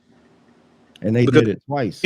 Yeah, they do good with tag team matches. We all know that, but you know, obviously they don't have a trios division, and it's very rare that you see like a banger of a 6-man tag. And yeah, that was definitely one of my favorite matches of that year. All right, so I held this off long enough. So let's see this report by TMZ. And it's crazy. TMZ is the one that has it. And it's funny, when Chris sent me the message that he died, the first place I went was TMZ. They didn't have it yet, and then I went to Twitter and I said, well, X, whatever the hell it's called, and I saw that that Triple H said it. So I refuse to call it X. Why is it called X? Apparently, I'm confused too about that. But when I asked somebody, a younger person who's on Twitter, they said that Elon Musk, you know, he bought it, and when he bought it, he said he was going to change the name, but he wasn't going to change it immediately. So this was, I guess, his plan from the get-go. He calls everything he owns, he calls X. He has like multiple things that have an X in it. It's just something about Elon Musk and an X that he likes. But you have this brand, Twitter. When somebody sends or shares a message, you know, they say, send me the tweet, or did you see that tweet? They don't say, did you see that X? The lingo ain't gonna work. And like, you already got this established brand. Twitter is like one of the most recognizable brands, and now you're gonna start over with this weird X. It's just so silly. But whatever. Is that like gonna stick or what? That's the permanent. Yeah. I mean, he's going all in with it. Yeah. I have no idea. Yeah, it's gonna stick. That's the new name for it now. I'm not recognizing it though. Talk about that X will never catch on. All right, so let's get into this. So this is per TMZ. WWE superstar Bray Wyatt experienced a series of heart complications in the months leading up to his death. And a doctor recommended heart defibrillator was not with him when they found his body, TMZ has learned. According to law enforcement records obtained by TMZ, Wyatt, real name Windham Rotunda, told his girlfriend he was going to take a nap Thursday, and she became concerned when she heard his alarm going off about an hour later without stopping. The report says Windham was discovered in his bed, not breathing, and was turning blue. Windham's girlfriend called 911 as her mother attempted CPR, but he was later pronounced dead at the hospital. Cops spoke with Windham's immediate family members who said he had COVID in March of 2023 and developed heart complications, causing him to have a weak lower part of his heart. In fact, just a week before he died, Windham was hospitalized for a heart issue. He had a follow-up appointment with doctors the morning he died and was advised to continue to wear an external heart defibrillator, a device designed to treat people experiencing sudden cardiac arrest. Though it's not known if the device would have saved his life, investigators determined Windham was not wearing the defib at the time of his death. They later located it inside his vehicle parked in a driveway. He was only 36 years old. And so, so we heard back in the middle of the year when he was off of TV suddenly, the reports came out that he was dealing with a sickness, because everybody was like, oh man, Vince McMahon is back, so Vince pulled him off of TV. Vince didn't like him or whatever, regardless of what people may think, that wasn't the case. He then reports later came out that he was dealing with an issue. They said it was a medical issue. That's everything I ever heard. It was a medical issue that was life threatening. So nobody knew what it was. But the part that I know Venkat's going to talk about, and I'm going to just say, Venkat, be respectful about it, is the fact that he was planning a comeback. So, and we never heard, so just to be fair, we never heard anybody in the company say that he was coming back. That wasn't coming from anybody in the company. That was coming from his dad. Was at a ceremony, and they asked about his son, and he was like, oh yeah, he's getting ready to come back soon. All they're just working out creative plans. But his dad is an active member in the company. Mike Rotunda is hired by WWE. Yeah, I think it was Bill Apter that asked him, like, what's up with Bray? At the cauliflower, Yeah. it was Bill Apter at the Cauliflower Club. Ugh, damn, I'm so tongue tied today. At the Cauliflower Club, it was Bill Apter, and he was like, yeah, he'll be back soon. So his dad is the one who put that out there. So I mean, I know I'm not. Is Mike Rotunda an agent? Do we know that? I believe he works for WWE. Yeah, I know he was at one point. I don't know if he currently still is. I haven't heard of him getting fired, but I know he was at one point. So I would assume he still is. I'm not sure. All right, so 36 years old. And we know earlier he was a bigger dude. I mean, hence the name Husky Harris. Vince has loved to shine the light on you.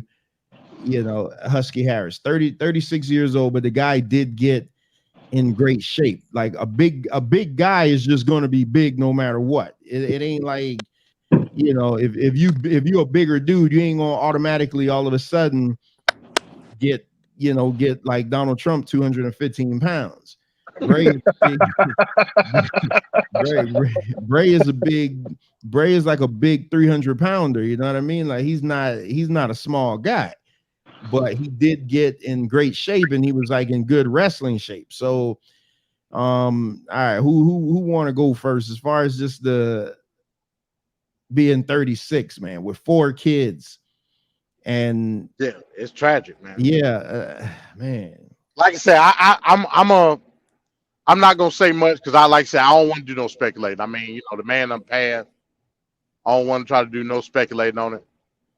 But from what we know, it goes back to a broader point, like as far as men taking care of their health, even when we know there's an underlying issue or a pre-existing issue. That's a problem that we got to deal with, and we got to stop doing this uber masculine thing and take our ass to the doctor and do what the doctor tells us to do. And I'll just leave it at that. Yeah, I am guilty of that, so I guess that message was from me, MD. Yeah, But we all are. We all are. yeah, I'm definitely. I haven't been to the doctor. I can't even tell you the last time. But anyway, all I'm gonna say is I was guilty because I definitely thought that it was creative issues.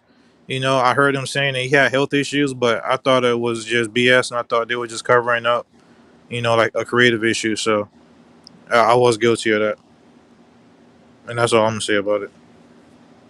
So, and everybody, because I mean, I thought that too. Like, it's crazy though that we shine such a bad light on the company that they'll tell us that a man almost died due to health complications, and we still be like, no, it's just y'all don't know how to book them. Y'all don't know how to book them. Y'all, you know, like they telling you like, hey man, this guy has some issues where, you know, he almost didn't make it. So 36 is, again, I'm 43 years old, and I'm in relatively decent health. I mean, I ain't a spring chicken like I used to be. And then I'm a heavier guy. You know, I could walk around at 260 easily. You know, but my BMI and all that stuff is really low. But man, 4 kids. He had 2 from his previous marriage and 2 with JoJo. So now there's 4 kids under the age of 10 that's now without their father. So, Vancat, go ahead. Well, you know, Bray Wyatt being 36 years old, having a heart condition, I can relate to that with my brother being 39 years old, and he died from heart disease with hypertension, and all that together. That pretty much did him in right there. So I understand that. My brother, you know, he didn't really see a doctor. When he wouldn't feel right, he would just, you know, somebody would say, "You okay?" He would just say, "I'm all right. It's all right. I'm fine." It's always "I'm fine." You know, it's that like what MD said. You know, that whole, you know, your guide thing, and you just like, you know, it's no problem. Just sleep it off, or you just ignore stuff. But you know, the heart thing is something I've been noticing for a while, specifically in wrestling. But also, I would say just in men in general, like a lot of times, oftentimes when you hear some guy dies, especially at a younger age, it's usually heart related. And this is a epidemic that just will not go away, especially the way things are constructed in society when it comes to food, when it comes to access to healthcare. Bray Wyatt, you know, you were saying in that report that he had to have a heart distributor, and it was in his car. So in that small window of time, I guess, from the time he had it off of him, that's all it took for him to go out. It's very unfortunate to hear that. And, you know, was that a moment where he's like, I don't need this, I'm fine? And, you know, you don't know. You can only speculate at this point, but it's he just was asleep. He was taking a nap. He died in his sleep. Right. And that's the other thing too. Like my brother, he had what's that called? Sleep apnea as well. So you're literally struggling to breathe. And with the heart, you know, that's the last thing you need is that struggle. So I wish he would have had it on him. I wish he would have clutched that tighter than what he was doing. But it's just sad because, again, and this is not new. It's not new at all. There's a YouTuber I watch. He started this whole health and fitness thing because he saw his dad die at like 41. And you know, that always bothered him. So then he built up his own channel to you know, put awareness on staying in shape, eating right, and all this. So, you know, it's something that's been going on. And men of all, you know, like you work these long hours, you do all this time away from the family. You come home, you got to put on a brave face, and you got to still do the things that you got to do as a man and as a father and a provider in the home. But while you're doing that, there's a lot of neglect, a lot of self-neglect, and it leaves it open for something like this to happen. And that's another thing that I appreciate from the Windham's family, is that they let it be known, pretty much early. A lot of times we want privacy. We want the family just wants privacy. With these kind of things, we need it to be out there so that people can understand how big an issue this is. Because a lot of people, it's not just men, it's women too, especially black women. But men, for some reason, overwhelmingly, it's just getting it hard. And if you look at all these wrestlers that passed in the last 20 years, the majority of them are going to have some heart-related issue. So, right. And I'll say to your point, Venkat, you made a good point about the sleep apnea. Sleep apnea is not something that's tied to overweight and something like that. I got diagnosed with sleep apnea when I was 16, and I was 160 at that time. You know what I'm saying? It's not tied to that. If you snore, chances are it's probably like an 80% chance you got sleep apnea on some level. It don't have to be an extreme case, but on some level you probably have sleep apnea. Sleep apnea it takes its toll over time. I tell you, for people that have it I don't have an extreme case of it, but for people that have it, from breathing at night versus wearing like a machine, it's like night and day to a lot of people. You know what I'm saying? It's like, man, I can't sleep without my, because I'm not gonna get a good night's sleep without it. So that has a lot to do with a lot of cardiovascular stuff that happens, especially in men. So that's a good point. So it always go back. It can always trace things back. Was it February of 2020, Venkat? When did we do the show?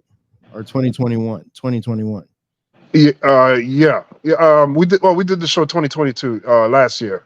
It was one of the earlier episodes of Straight Talk with Trevor. All right. So early last year we did a show where we basically did something like what we're doing now. We did a tribute show to Venkat's brother that died. Y'all, all the music on the show basically is from him. And the whole time I'm setting the show up, I'm like, I'm not even gonna ask. I'm not gonna ask him what happened. Not gonna ask him what happened at all. I'm not gonna do that because it's my friend from elementary school. I'm not gonna ask. And Venkat told me that if I don't ask, then we're not gonna do the show. So it was just refreshing to hear him say. It was refreshing to hear him say, how Bray Wyatt's family was so quick to put that out there. Like, hey, this is what happened. Because, yeah, you're right. A lot of times they'll just be like, no, we don't want to tell you this and that. But the fact that they were like, no, let people know. So I kind of parallel the two stories together. But yeah, I mean, I just look at it, man, as a father. And him and JoJo weren't married. I thought they were married, but they weren't. They were engaged to be married. So now she's gonna lose a lot of benefits and whatnot. That sucks right there. Hey, to Venkat, I'm sorry, Bones. Go ahead. Yeah, I was gonna say to your point, it's been 8 wrestlers that passed away this year, and out of 8 of them, 6 of them were due to heart failure or health issues. Yeah, 100%, man. It's been happening. I've noticed this. I told my brother, there's a text message I sent him where somebody died. It was I don't know if it was a rapper or somebody died, and then he told me he's the one usually on top of it. So he messaged me first saying that so and so died. And then I messaged him back. I'm like, man, it's always something to do with the heart. It's always the heart. This is like 2017. It could have been Bushwick Bill or somebody that died. And yeah, it's like it's always the heart. I notice that every time one of these guys pass away, it's always the heart. So we need to make more attention to that. Yeah, I agree. Oh man. I don't know. I mean, I don't know how to segue from this. I just say, man, to Windham Rotunda, like personally as a fan of yours from the beginning, that like your character was everything, you know, Swamp Man, the Fiend, to Uncle Howdy, you know, it's just it was, you were that dude, man. And you know, and I'm just, you know, regardless of what people believe in, we always believe that there's a better place to go after you leave here. So I'm hoping that wherever that better place is, that he's there right now, because you know he left so much to this world with his creativity, and the wrestling world is better for having him in it. And I think I'm going to finish with that. I would like to say one thing though, Trevor. So like, you know, Wyndham did his thing. He had a dream. He had an interest. He sought it out. A lot of people could say, well, you know, he was in a wrestling family, so the transition would be easier. But a lot of times we've seen being a part of a wrestling family, ask Ric Flair's son, you know, it doesn't always pan out. You get more scrutiny, you have higher expectations, and if you're a part of a family that has like a big star, like a Hogan or Flair or Rock, somebody, Austin, you know, somebody of that stature, it's hard for them to even crack into being noticed. So he did his thing with to be in the lineage of Blackjack Mulligan, Barry Windham, Mike Rotunda. I mean, that's like upper echelon in the wrestling business. And he made his own unique special mark. And he did that. And the one thing now, you know, we're all going to die, but the legacies live on. So your true test in your life, as far as what do you do as a human being, is when you die, how people remember you and how long they talk about you. So I think that he has definitely, you know, hit that mark and made that kind of legacy. Even in a short career, a short life of 36 years, that speaks in large of you know, how well he did in his journey in the career of wrestling. All right, Peter. Bray Wyatt / Windham. Hey, Venkat, read that comment on the screen.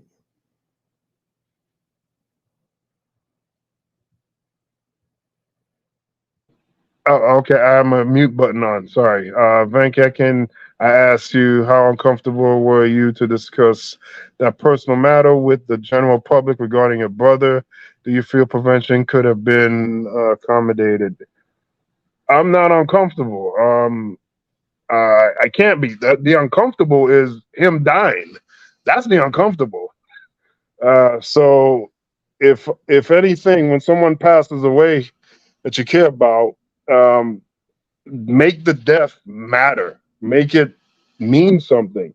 Maybe helping somebody. So if my mouth opening up about this can open someone's mind to not think so nonchalant about the foods that we eat, the way we treat ourselves, the way we treat our bodies, and you know, maybe steer them away from doing something that got my brother, you know, to pass at an early age, then that's all you ever ask for. All we need is just some sort of direction or you know, information to help us avoid of unavoidable death. Because that's one of the things a nurse told me. She was like, you know, it's an avoidable death. It's not one of those. It's not like Bruce Lee. Bruce Lee just died from this random thing that 3% of the population get. It's not even well known, and it just happened to him. I mean, you can't do nothing. But with the things that we know now after the tragedy of my brother passing, and to be fair and full disclosure, you know, there are messages I sent, you know, even for me myself, you know, as you know, dealing with my weight and stuff, I've sent messages to family members, including my own brother. Hey, you know, we need to change or look at this differently. You know, instead of eating rice, instead of eating pasta, hit some dark leafy greens with some vegetables and some meat, and that'll be good. You know, and just kind of like make it automated so where it's not a tough decision. It's just automatically happening. That's what I would like to have happen. But you know, I was shot down, and that's a whole other story. But yeah, I don't. It wasn't that the part of talking about it was not the hard part. As a matter of fact, I felt like I almost had an obligation for not just people that need to hear it, but also for my brother because he passed from that. So at least, at the very least, I can at least speak on it. I don't think anything should be hidden. All right. Yeah, I commend you for that, man. Cat. Especially a lot of us as black folks, man. Like when we have scenarios where we got loved ones that pass away, especially from certain situations, we tend to cope silently and find ourselves doing the same thing that had the loved one pass away in any situation, whether it be health or violence or drugs or whatever. So to do that is to be strong and to recognize what need to be done. So I commend you for that, man. Cat. Appreciate it, MD. Oh boy. Now let's get to all in. What Mike? You ain't gonna bring Mike back up, man? Free Mike. I'm a reset everything. I'll be right back on the other side. They gotta feel this in silence.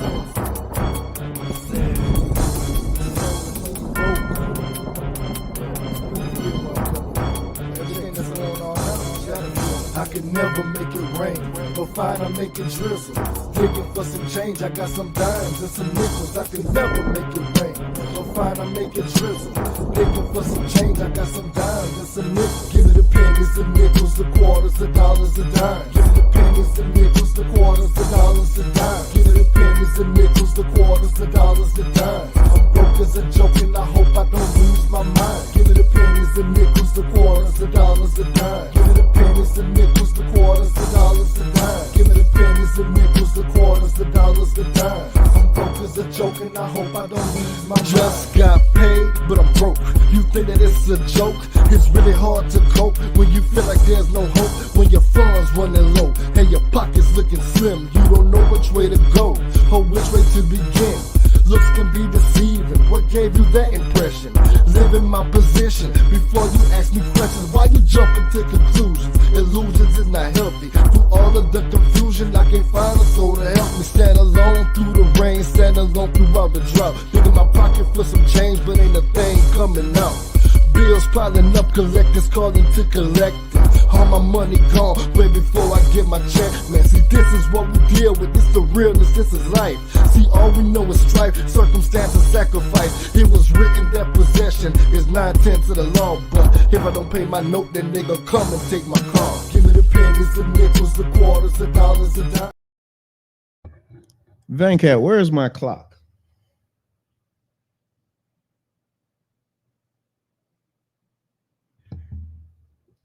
Hello. Can y'all hear me? Yeah, I can hear you.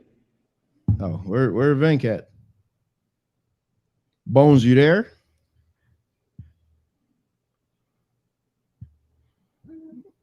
Bones.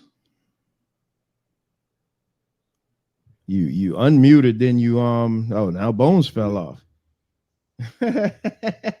All right. Venkat. Yeah, I don't know what's going on with StreamYard. It keep dropping me off for some reason. Ain't nothing going on.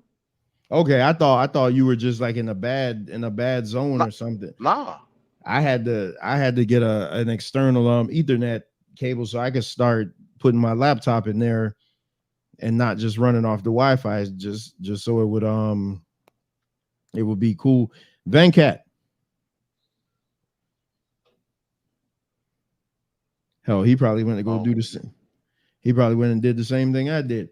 All right, so let's he'll see that we going, and let's get over to this this all in pay-per-view.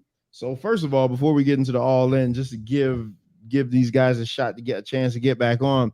You went to Collision last week, and you went to Dynamite, and then they taped Collision there. Collision, yeah.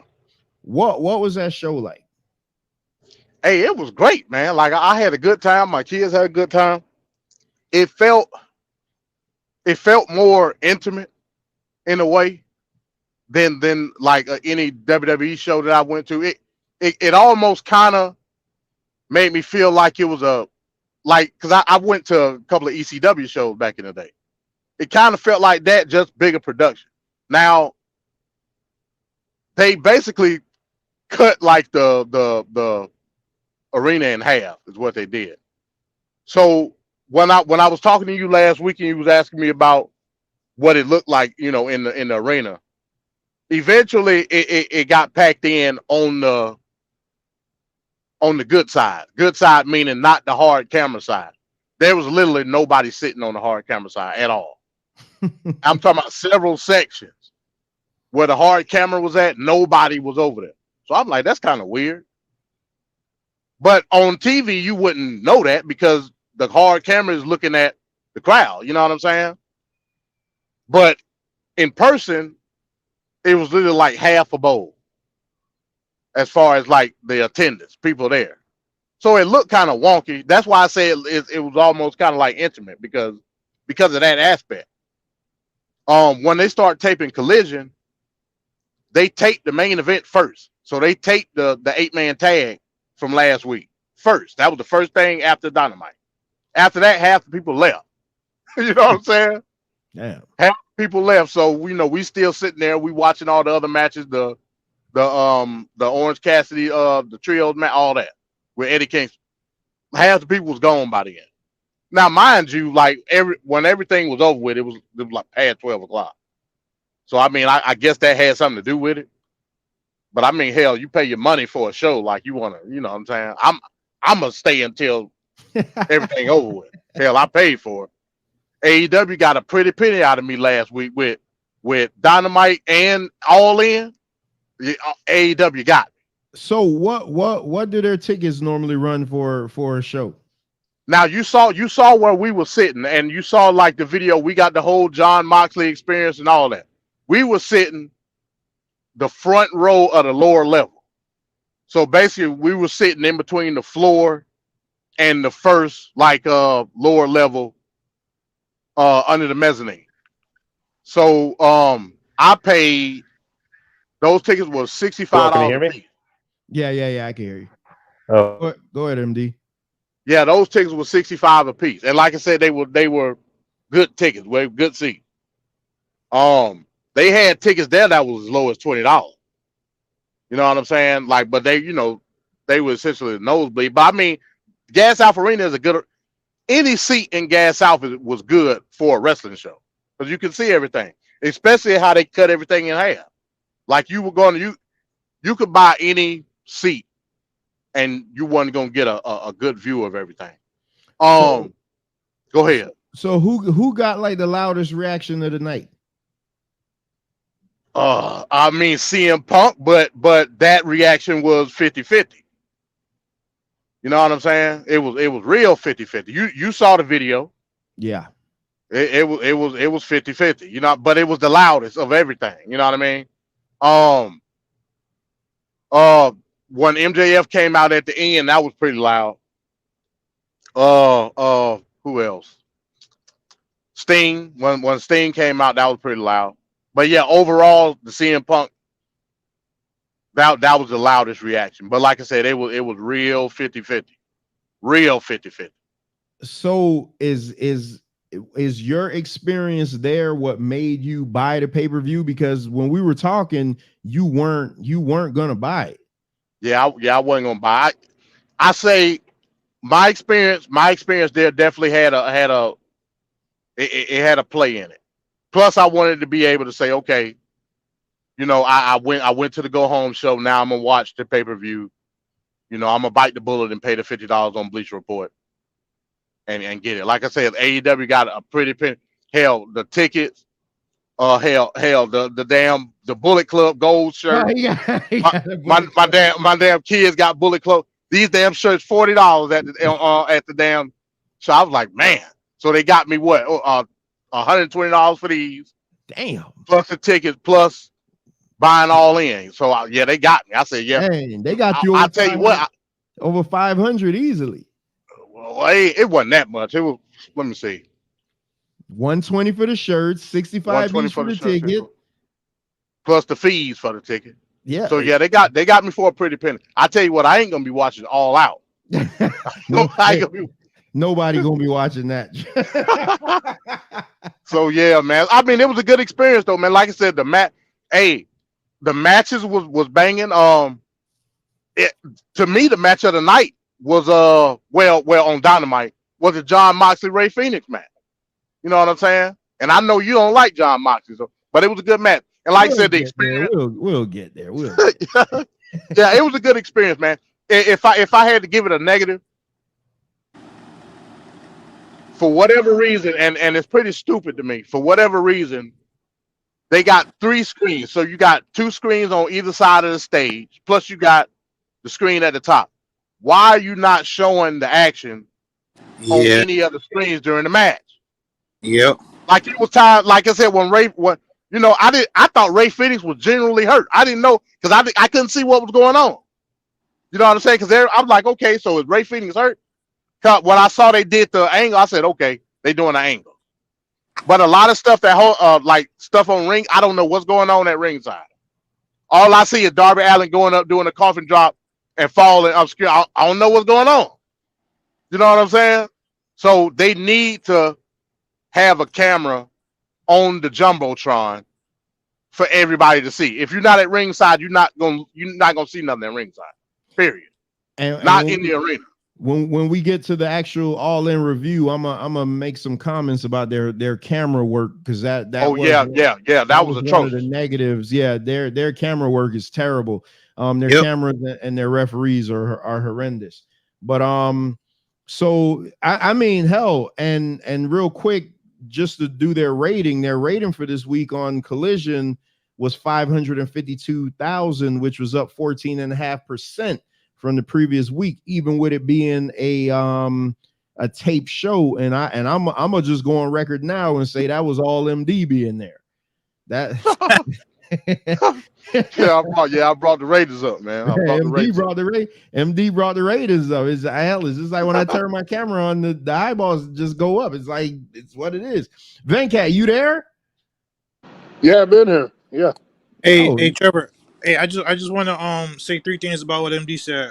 Number 1, you had the best seat because I've been to a lot of AEW shows and the floor seats. You would think they would be the best seats, but they're really not because you can't see nothing. They're not. You can't see nothing. When you get the first row above the floor seats, that's the best seat.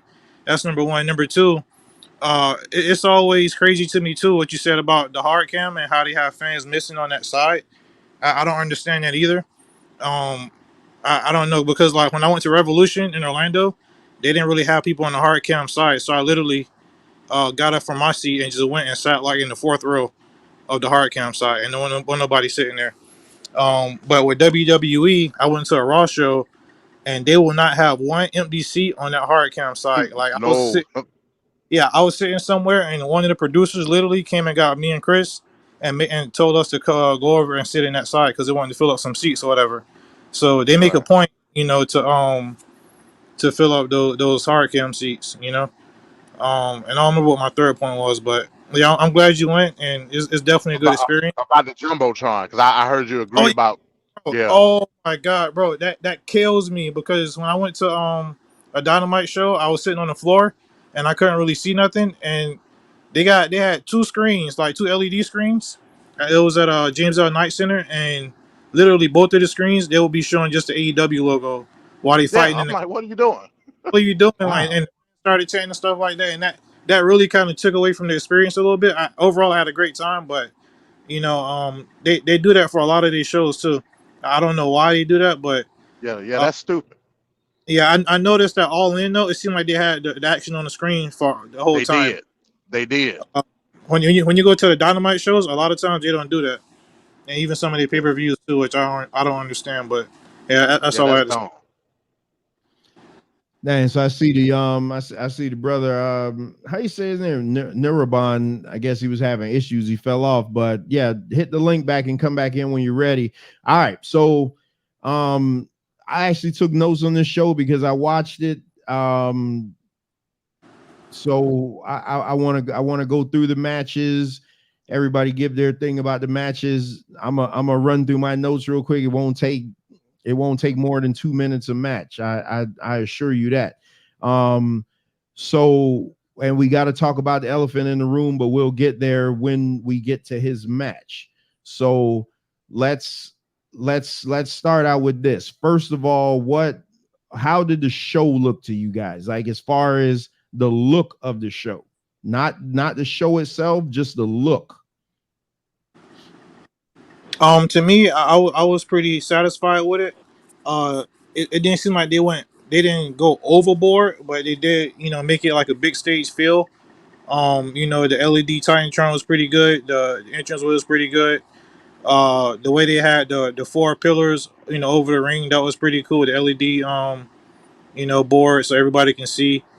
Um, listening to like some of the YouTube reactions and videos from people that were there, nobody really complained about not being able to see too much. The way I would expect. So I kind of looked out for that because I've been to a lot of live shows myself. But yeah, the stage was pretty good. I felt like they could have made the walkway like an LED walkway like they did before. They done it for a previous pay per view, so I don't know why they wouldn't have done it here. But it wasn't necessary though. But it just added a little touch that they could have did. But overall, I thought it was pretty cool. Yeah. Yeah, the crowd look amazing. The crowd look amazing in Wembley. The stage, I love the stage because it was minimalist, and I love how the entrance with I don't know how I guess you got the two LEDs on the side and how the LEDs went all the way in. For that was tight. I like that. Yeah. And like I said, it was very minimalist. Yeah, it wasn't no big extravagant, WrestleMania stage. It wasn't none of that. It was real minimalist. I like how they had the LEDs coming through the walkway. It wasn't a long entrance ramp. I like that part. Hell, I think it looked as though like a regular entrance ramp. They was in the ring. Adam Cole could get in the ring to do with Adam Cole baby in time and all that. So it was real. I like how the stage was real minimalist. The crowd looked amazing. The sound, for the other hand, we'll get to that when we get to it. Yeah, when I saw it, I loved it. I loved how it looked. I loved the simplicity of it. Just because you would have thought a lot of times what these companies do, they're like, damn, we in this big stage, let's overdo it. Tony Khan did announce that they're coming back for All In next year. But then they start saying, oh, WWE is going to run it soon. But WWE, what they'll do, they'll end up putting, LeBron, I don't know why it's like you're flashing. I don't know, you keep going in and out. But WWE is going to put this big elaborate stage in there, and then they're going to lie to you about the attendance. But I love how AEW kept it very simple. It put the focus on the matches. And that's what I loved when I first saw it, because I forgot that it was on, and I clicked on and I'm like, oh crap, this is it. I thought it looked really nice. So we got a brother that's actually from Venkat, stop messing around. We got a brother that's actually, do you live in London? What are you talking about? Who keeps clicking them off? I'm not clicking anything off. I don't know what happened.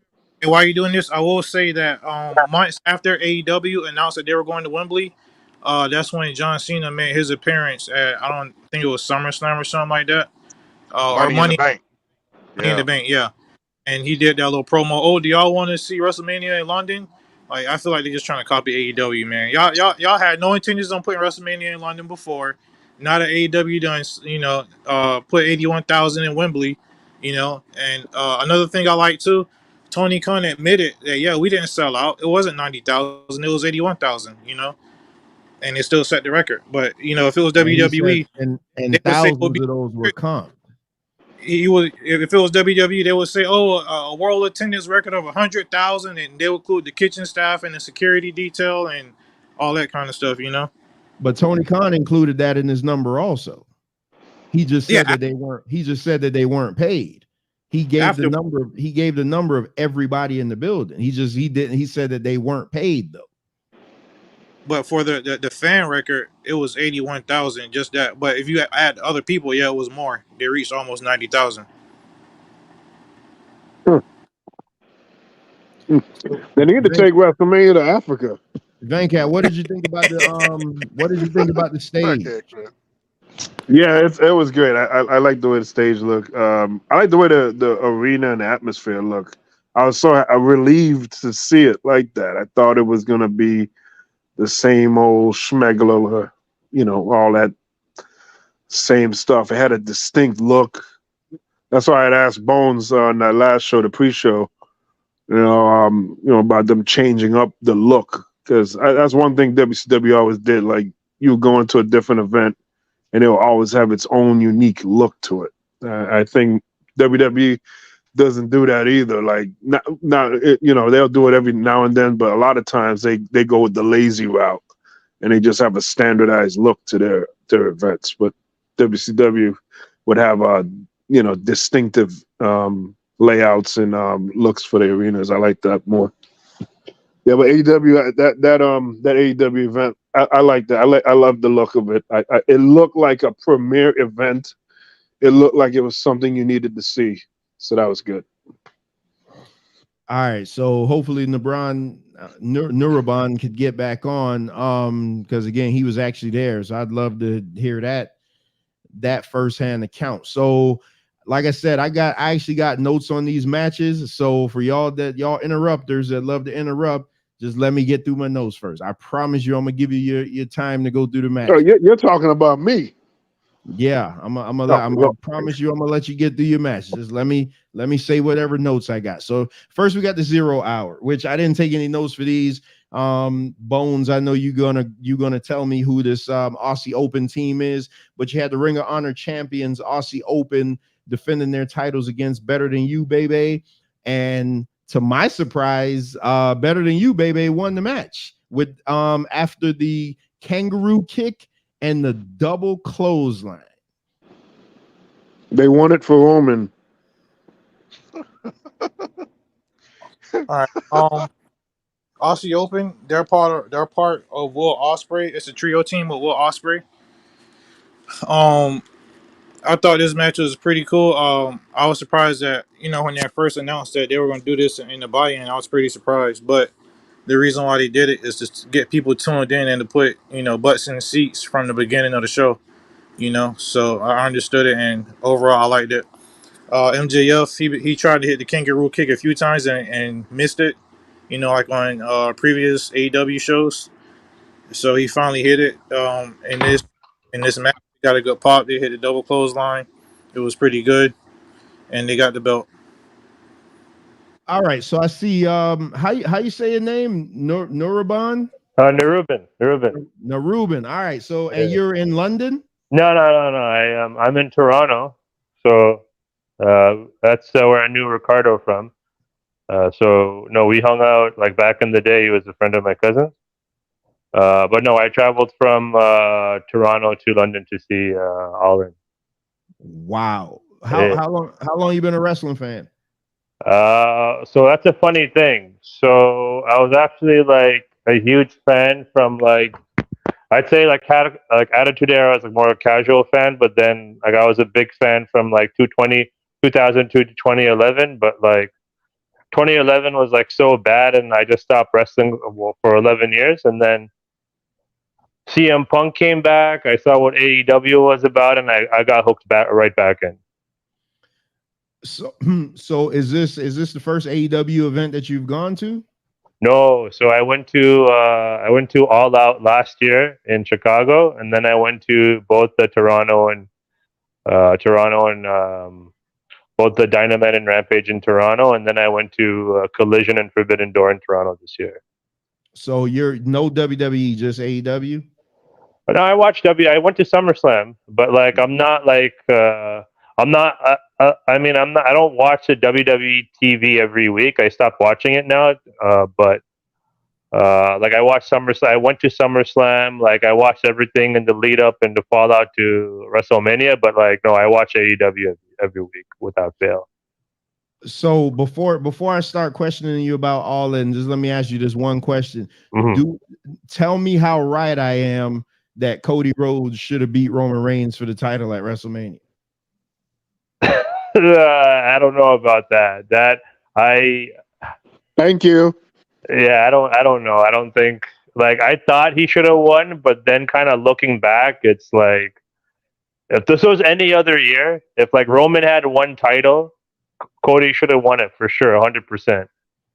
But it's like even by that point, like Cody wasn't really broken in. He still had that like AEW like I don't want to say grime on him, but he still had that a little bit. He wasn't fully broken in, and then Roman had to kind of really break him in to be like, now you're really part of WWE again. Thank you. Wait a minute. I don't know if did you and my co-host Venkat have any conversations in the back to just like troll the hell out of me with that answer? I don't know this guy. I have no idea who that guy. I have no idea. But like, think about it though, right? Like after like almost 3 years, you have that shut and shift from Roman to Cody. Like I don't know if it really would have worked out in Cody's favor, if I'm being honest. Man, I almost don't even want to question you anymore. No, just thank you. So you were at All In. Yeah. That was your first time at Wembley? So it was my first time at Wembley, my second time in London and in England.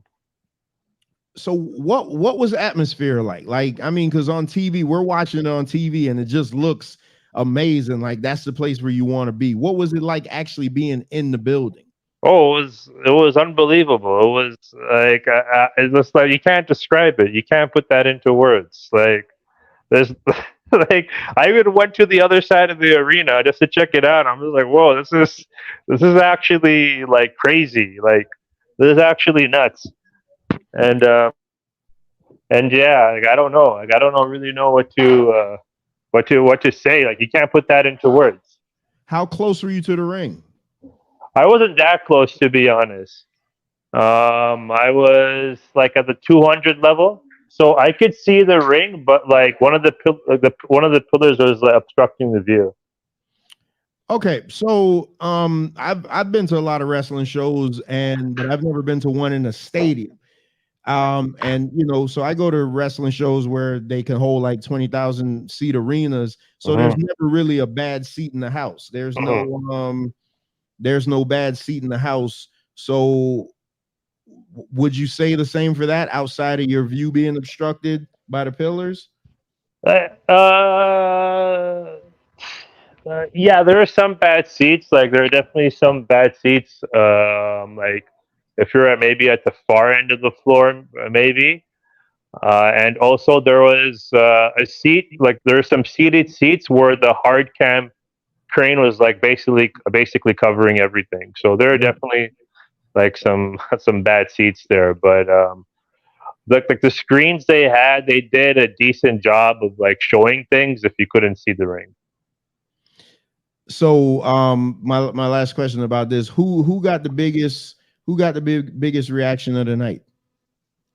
LA Knight. No, but let me talk about that later though. If he was on that card, he absolutely would have. But no, well, here's the okay. Let me just mention that now, right? So I went to SummerSlam in Detroit, and people were definitely saying yeah. At Wembley, like you heard a yeah every 5 seconds. Wow. Wow. So LA Knight is over just in every company then. Yeah, I guess so. What? Oh, I'm just looking. What did they do for Bray in the building before you guys came on air? Nothing really. Well, they did do one thing. They did like flash the lights a little bit, like during like the in between the matches, but they didn't do anything like official, other than House of Black doing their tribute. All right. So you guys got any questions for him before I start getting into this review? No. Nah, I'm good. You went on the train with CM Punk, was you? CM Punk. Oh, CM Punk. All right. So the second match is 0 Hour. You had Hook defeating Jack Perry for the FTR title, and that's where the drama begins. So what you guys got on that match? I thought it was a pretty decent match. The crowd was into it. I mean, I'm a hardcore fan, so I knew what Jungle Boy was saying when before he got slammed on the glass. He was like, "Real glass, huh?" Or "Cry about it," or something like that. He said, so I knew exactly what he meant when he said that. I'm happy that Hook won the title. If they're not going to make the FTW championship or a legit or recognized championship, then they should just have Hook retire it. I feel like. And if you're gonna keep the belt, then start recognizing him as a champion, as a legit champion, But that's all I have for the match. MD, Yeah, it was pretty good. It was a pretty good match for what it was. You know what I'm saying? I know we're gonna get into it later, so I'm a leave that alone. Yeah, I didn't really pay too much attention to this match just because Jungle Boy to me is just like just looking at him, you're like, ugh, whatever. So no, that Rolling Thunder spot, that was a nice spot on the top of the car. I like that. The Rolling Thunder spot was nice. I don't think he should have been doing all of that if RVD wasn't gonna show up. Like I was kind of like, okay, I thought that was over and done with. But the Rolling Thunder spot looked good. Okay, so you know what I mean? You thought it was setting up RVD. That's because he kept, like doing mannerisms, RVD mannerisms. So I thought RVD was gonna come out. Hey, MD, I don't know if you know that he beat RVD 2 weeks ago. So that's yeah, Dynamite. Yeah, that's why I thought maybe RVD was gonna show up, but he was doing the RVD, did the Rolling Thunder, the fisherman spot, the fisherman suplex spot on the glass. It was nice. Like I said, we'll get into it. That's all I'm gonna say. He cut himself up pretty bad on that, but hey, what do you expect? Nothing else much to it. Hook won, you know what I mean? Nice homage to FTW and Taz and all of that. Narabon, what do you have on this match? I thought it was okay. The thing was, I didn't see that whole thing that what Jungle Boy said on screen. Like I found out after, and then I know you're gonna get into it, right? But like I had deja vu because of what happened last year. I was on the Figure 4 shuttle bus, and they're talking about what what he said, and what he did. And then when I was on the London Underground, I heard the same thing again. So it was just like, yeah, I don't know. Like I didn't hear that. But as far as the match, like no, the match was all right. Whatever, it was like 10 minutes. It was okay. Venkat, you didn't see this one, did you? No, the only thing I got to see was some moments in and out of the main event. Oh, okay. So I'll all right. So let's get to what everybody keeps alluding to. So this comes from Brian Alvarez from the Wrestling Observer. He said he spoke to no fewer than a dozen people regarding the entire situation. This is between Punk and Jungle Boy. So this is coming from Brian Alvarez. Shortly after the Punk versus Samoa Joe match, to kick off the pay-per-view, a story emerged that Punk and Perry had got into some altercation backstage prior to Punk going out for the match. Perry had already wrestled on the pre-show against Hook and made a comment about Real Glass. So that's Bones. He knew what he was talking about. Real Glass, Cry Me a River, to the camera during the match when they were fighting on and around the car. The comment was a reference to a story that emerged recently about a spot Perry wanted to do with Real Glass on Collision that Punk nixed for several reported reasons. And one of the reasons that I heard with that, Punk was basically saying, I don't want that type of stuff on my show. So Collision is his show. And he's saying if I don't want a guy there, they're not going to be there. If I don't want you doing that garbage wrestling, you're not going to do it there. So yeah, go ahead. Also, from Punk's point of, I'm not taking a side, so I'm just saying, from Punk's point of view, when he came back, he was asked to be more of a locker room leader and to speak up more, and being like what you said, Collision is his show. When he heard that Jungle Boy wanted to use Real Glass, he told Jungle Boy, you still young, you don't need to be putting your body through this, so maybe you should use fake glass, we won't know the difference. So go ahead. And that makes all the sense in the world. Like, why are you using Real Glass? So Alvarez said, hold up, Trevor. That yeah, I agree with that, but I can almost guarantee that's not how that conversation went in real time. I'm gonna leave it at that. But no, here's the thing, MD. Here's the thing. Jungle Boy said that he got clearance from the office exactly before to do it. Exactly. And Punk still, but again, God, this is going to end up going long. And Punk still is bigger than the company because Tony Khan has no balls to how to run his own company. And he lets the guy that he perceives as his biggest superstar run his company for him. And he makes all the decisions. That's why you have the head of your talent relations can't show up to an event because this guy's telling him not to do it. That's BS. As a matter of fact, to give more detail on that, it got cleared through whatever agent in AEW at that time on Collision. It was Tony Schiavone that went to Jungle Boy and said, hey, look, maybe this is not a good idea.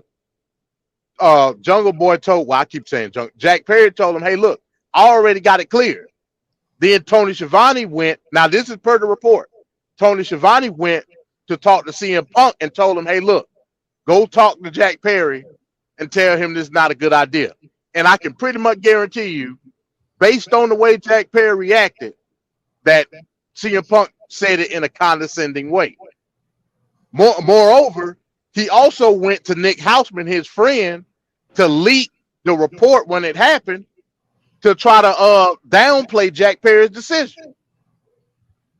But hey, I'm gonna leave it at that. Continue on. Again, why are we using Real Glass though? I get your point. Is it a good idea? No. But who is CM Punk to say anything when I got an agent of AEW that's already gave me the okay? That's all I was saying. In the words of the immortal Hulk Hogan, is this your deal, Russo? That's the reason why this company's in the damn shape that is in, because of bullshit like this. So and y'all know, Jungle Boy is real close friends with the Young Bucks. So honestly, it's a real volatile situation. Him and CM Punk not really that cool. He still don't like CM Punk from what happened, because he's real close with the Young Bucks. So they shouldn't even be talking to each other. Period. But not only that, though. I mean, you got, let's say Cactus Jack was told he couldn't do that. Like, I mean, he wants to do it obviously because he feels like it's gonna make the spot looks more genuine than the fake glass. It's his deal. I mean, they're doing thumbtacks, they're doing all kinds of crazy stuff. If he want to do it, he want to do it.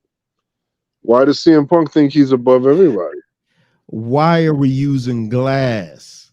and not just sugar glass. Like that. That's my only issue with it. So Alvarez said it was described to him that Perry was backstage Sunday having cuts worked on following getting dropped on the car's windshield during the match, when Punk walked over to him and asked if Perry had a problem with him. So that's stemming from what he said in the camera. Perry said something to the effect of, well, you heard what I said out there. Again, referring to what he said in the camera. According to several people, Punk said something to the effect of, you know I can beat your ass, right? I highly doubt that.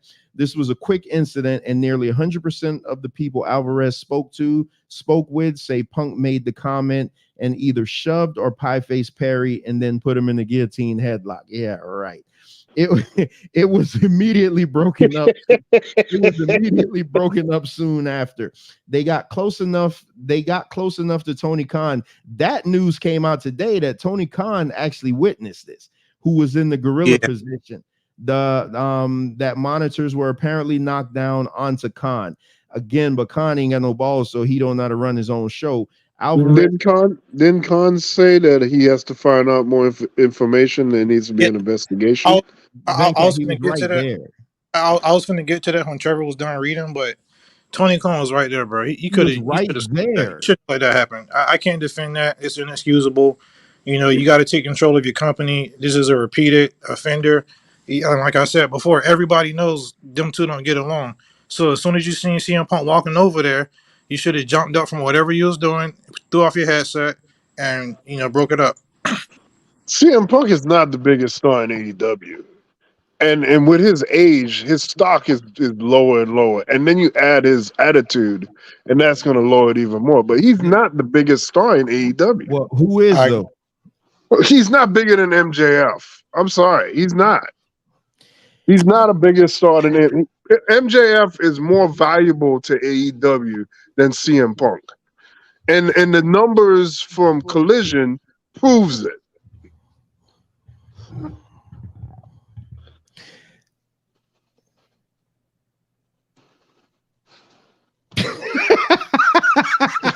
Hey, can Go ahead. Hey, sorry, I know I'm like new here, but can I just say that I don't think it's as big of a deal as people are making it out to be, and I'm pretty sure we're probably going to see Punk in a few weeks. He should be fired. He should be fired. We'll see. We'll see. Especially after the scrum, he should be fired. And this happened a year after. So is this his new gimmick now that just every All In he's just gonna or was it All Out? Which one was it? It was one of them. Last year it was Brawl Out. Not this year, it's Brawl In. And by the way, Tony Khan said that they're gonna do this going forward, doing them a week after each other. So it was immediately broken up soon after. They got close enough for Tony Khan, who was in gorilla position, that the monitors apparently knocked down on the Khan. Alvarez said that unlike the brawl following All Out, there were a lot of witnesses to this all happening, including Khan himself. Alvarez said that Punk was furious about the situation, and several people said he threatened to quit and didn't want to go out for his match against Samoa Joe. Because remember, all this is happening before the opening match, which caused a delay. Alvarez said he heard that resulted in AEW personnel going to FTR and the Young Bucks about opening the show, but they weren't ready to do so. AEW went to participants in the Golden Elite versus the Bullet Club Takeshita trios bout, but they said that they could do it if needed. Alvarez said he was told Joe was furious and apparently talked Punk into doing the match. So now this is per Dave Meltzer. Punk and Perry are suspended pending the results of an investigation into this matter. It's possible both men will work. No, it's possible. See, this is Dave making this up. It's possible that both men will work Sundays All Out if the investigation is cleared by then. But Alvarez was told yesterday from Warner Brothers Discovery side that they were told Punk was indeed suspended and off Sunday's pay-per-view. Alvarez said that most people think Punk will be back in AEW, but there are a handful of people that think he's done and he's had enough. It isn't clear how the situation will play out. So that's where I'm gonna go with that. So Punk being he can't be at All Out. He can't be at All Out. I mean, what kind of message does that send to your locker room? He won't be at All. Should be fired. Neither one of them will be at All Out, and he shouldn't be fired. He should be fired. Okay, so he's not fired. So now that's two major events that happened that we know of. So what happens when the next one happens? We'll cross that bridge if we get there. No, the bridge gonna blow up. Yeah, when we get there, because you know it's gonna happen. So of course, so fire his ass. Just fire his ass. Okay, real quick on the All Out. All Out is in Chicago. That's with no Punk on that card. That's going to be a terrible buy rate. I don't even believe that either. I really think that people believe that CM Punk is like Hollywood Hogan or somebody, like in '96. Like, it's not that level. It's really not. He's not really that important like that. Yeah, I refuse to believe that. Chris, WWE did it in 1990 or 1991. They had Survivor Series, and then they came back 2 days later with This Tuesday in Texas. So yes, it has been. Yeah, done dude, This Tuesday in Texas was horrible. That was stupid. They should have never done a back to back like that.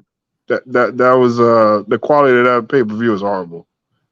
So let's get into this. Let's get into this opening match. And again, I'm gonna just read my notes real quick, and then y'all can have it. CM Punk defeated Samoa Joe with the Pepsi plunge. Straight trash. He couldn't let me go 5 words without interrupting.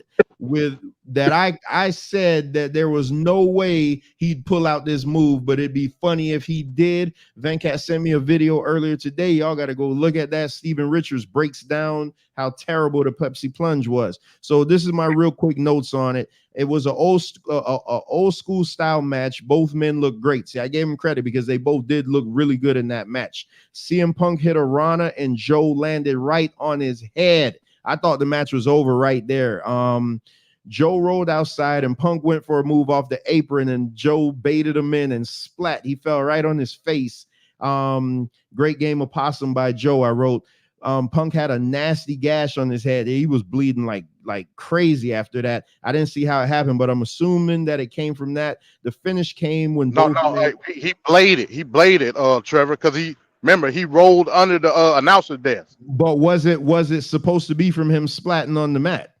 I don't know, but he rolled under. Remember the front panel of the announcer's desk broke, and he rolled under there. When he came back, he was bleeding like stuff. But you have a match, a wild, crazy brawl match later for the night, which is gonna have a whole bunch of blood in it. Why would you have the opening match with blood as well?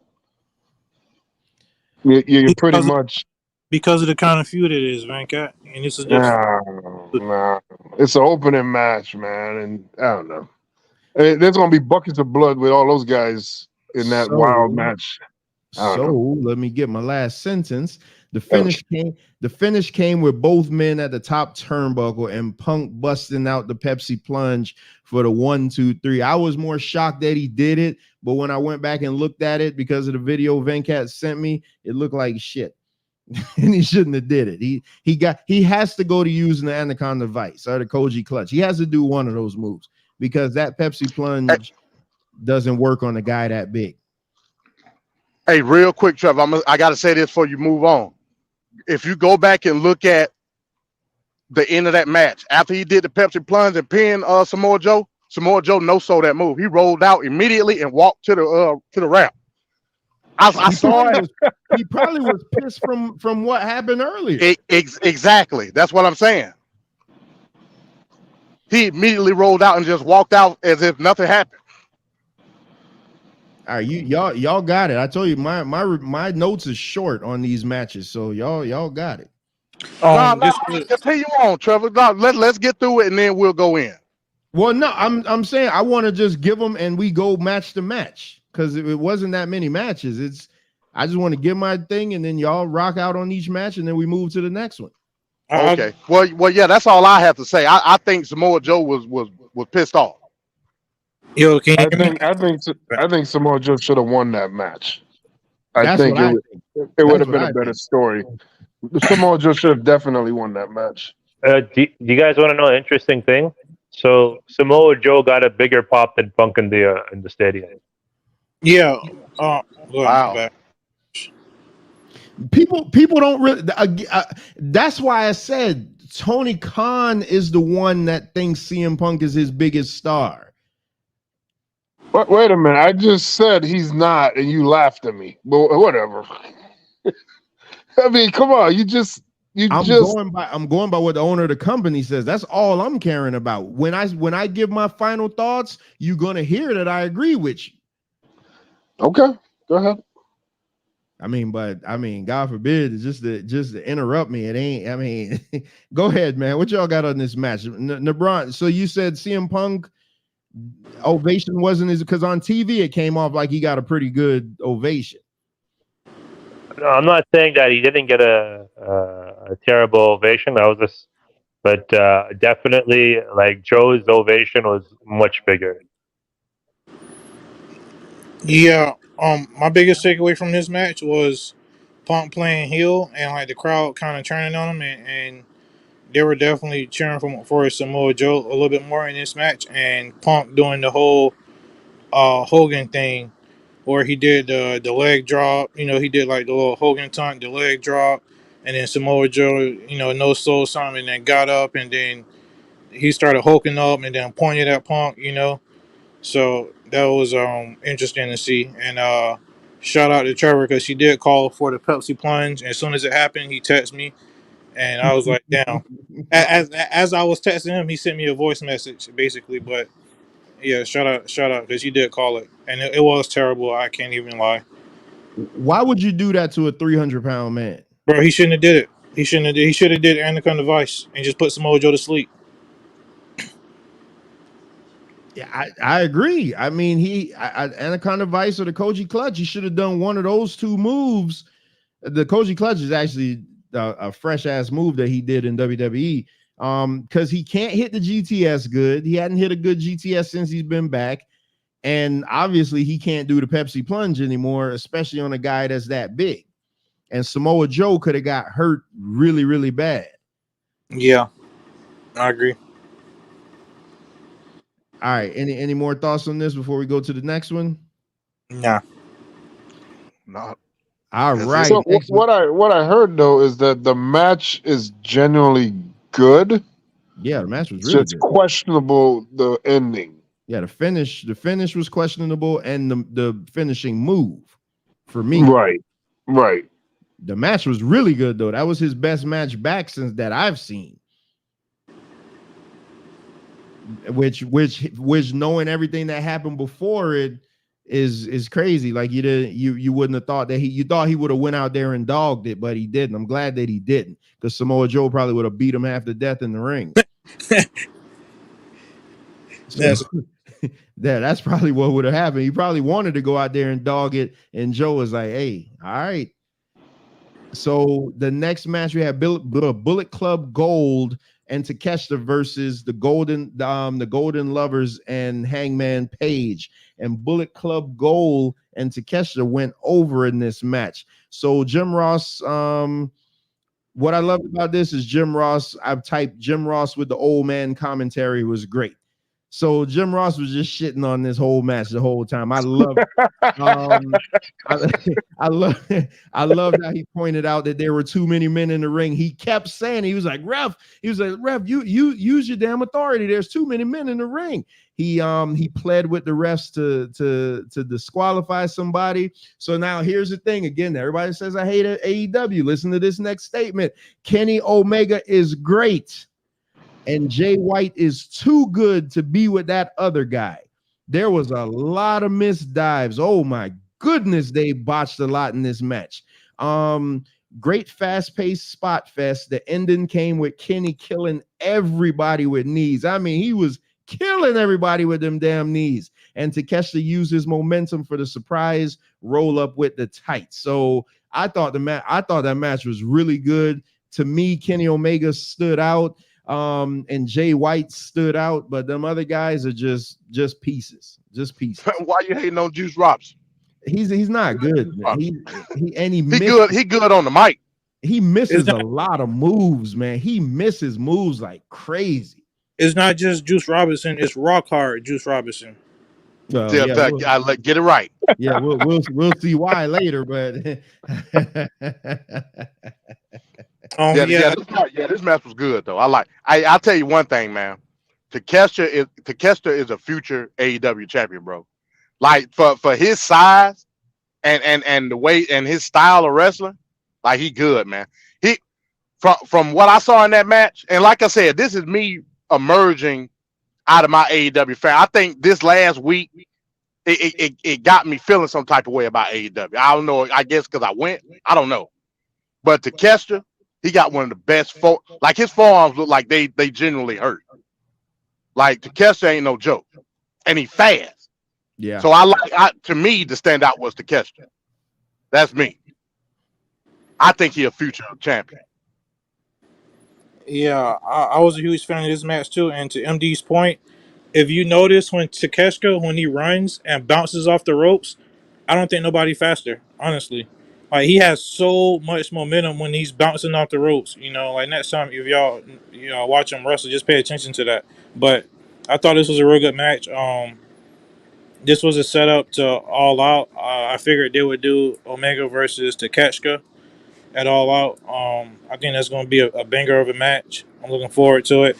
As far as this match goes, Kenny with them V triggers, that's what he called his knees. Those are serious, and I always enjoy watching them. And he really laid in. The finish, I understood the finish. But yeah, overall, this was one of the better matches of the night to me. Well, the finish works if you saying that Takeshita and Kenny gonna go at it All Out. That's it. He used the tights. Yeah, that's what I'm saying. Like I get it. You know, a lot of people didn't like the finish, but I get it. I understand it. And I like Takeshita's new entrance too. That's fire with the paintings in the back. And I was this. He should have better music though. That one note, man, just be killing me. The ominous music. Him and Jungle Boy need better music. I mean, Jack Perry. Him and Jack Perry. Hey, quick question: was Jim Ross commentating every match the whole night? No. Okay. This is what I love. This is what I love about them. They use like 3 different variations of announcers. Okay, that's cool.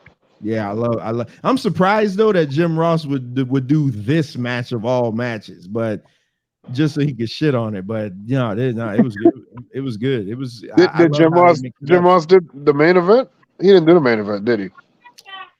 Yeah, he did do the main event, right? I don't remember hearing his voice. No, you know what? I don't think he did the main event. No, I don't remember. Nirabon, right? Yeah, I'm here. What you had on this match? I'll be honest. This was probably my least favorite match of the night, and I don't know. I definitely like Kenny wasn't bad. Takeshita wasn't bad. But definitely the weak link out of all these guys was Kota. Kota was not moving well in that. Thank you. Okay, I'm so glad you said that because all us talking about this match, we never mentioned Kota Ibushi, and that's who I thought we were going to be talking about the whole time. He did nothing in this match. Yeah, I don't know what's up with that. Yeah, I think he was just going through the motion. Like, to be honest. I mean, it was a trios match at the end of the day. You know what I'm saying? Hey, it's a capitalistic society. The guy trying to get paid. But I'm looking for him to do those crazy moonsaults and those fantastic strikes and all. Like I forgot he was in the match. So yeah, I think the one spot that Kota had was who was that? Damn, was it Juice? It was somebody giving him the forearm to the side of the head and. He was no-selling them. That's the only thing I remember about Kota, the whole match. And he was telling them to come on. That's the only thing I remember from Kota in that match. Yeah, Kota Ibushi. He was disappointed in his match, but again, the match was still I mean, here we are 2 matches in, because I'm not really counting the pre-show, the tag match, but I'm counting the main card. So the next match, oh boy,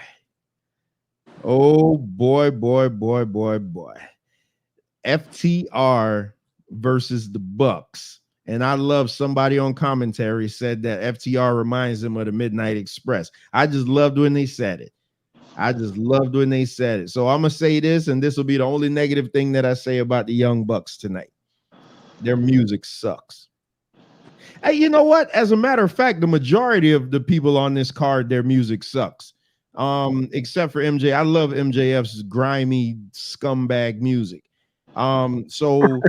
So this match, I knew this match.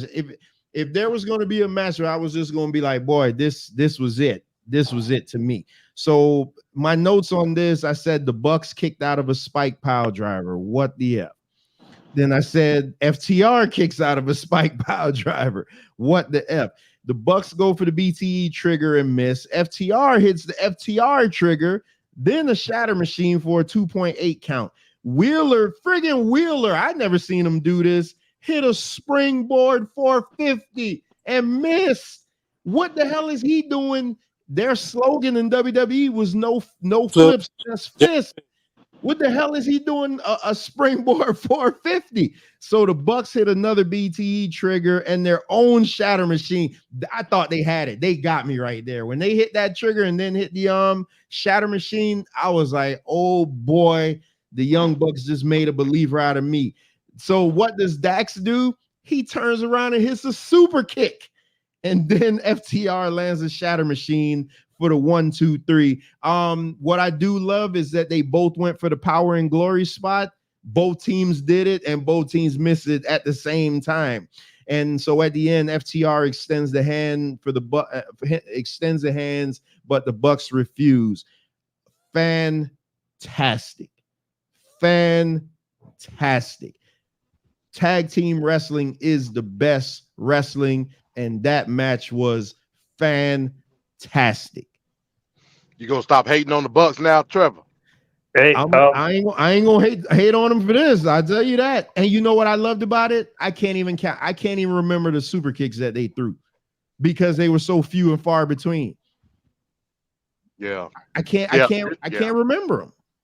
Can I ask one thing about? Because I didn't rewatch the match, but did any of the chants make it on screen? Yeah. You can hear it faintly. The Wheelers got a gun. I heard that. Oh. Yeah, I heard that one. Like I said, it was faint because the sound. I'm gonna go ahead and say it now. The sound, whatever acoustics they was using, the coming off on TV was very, very bad. Hell, at points, it was people walking to the ring and you could literally hear nothing, like nothing at all. Yeah. It was like an empty arena. I'm like, how the hell is it 80,000 people in the stadium and I literally hear nothing, like at all? Okay, that's because this crowd was savage. Because I heard it loud and clear. The first chant was Cash has got a gun, and then I was laughing hysterically. And then the second chant after, I was like, "Please don't shoot him!" And the whole stadium was saying, "Damn."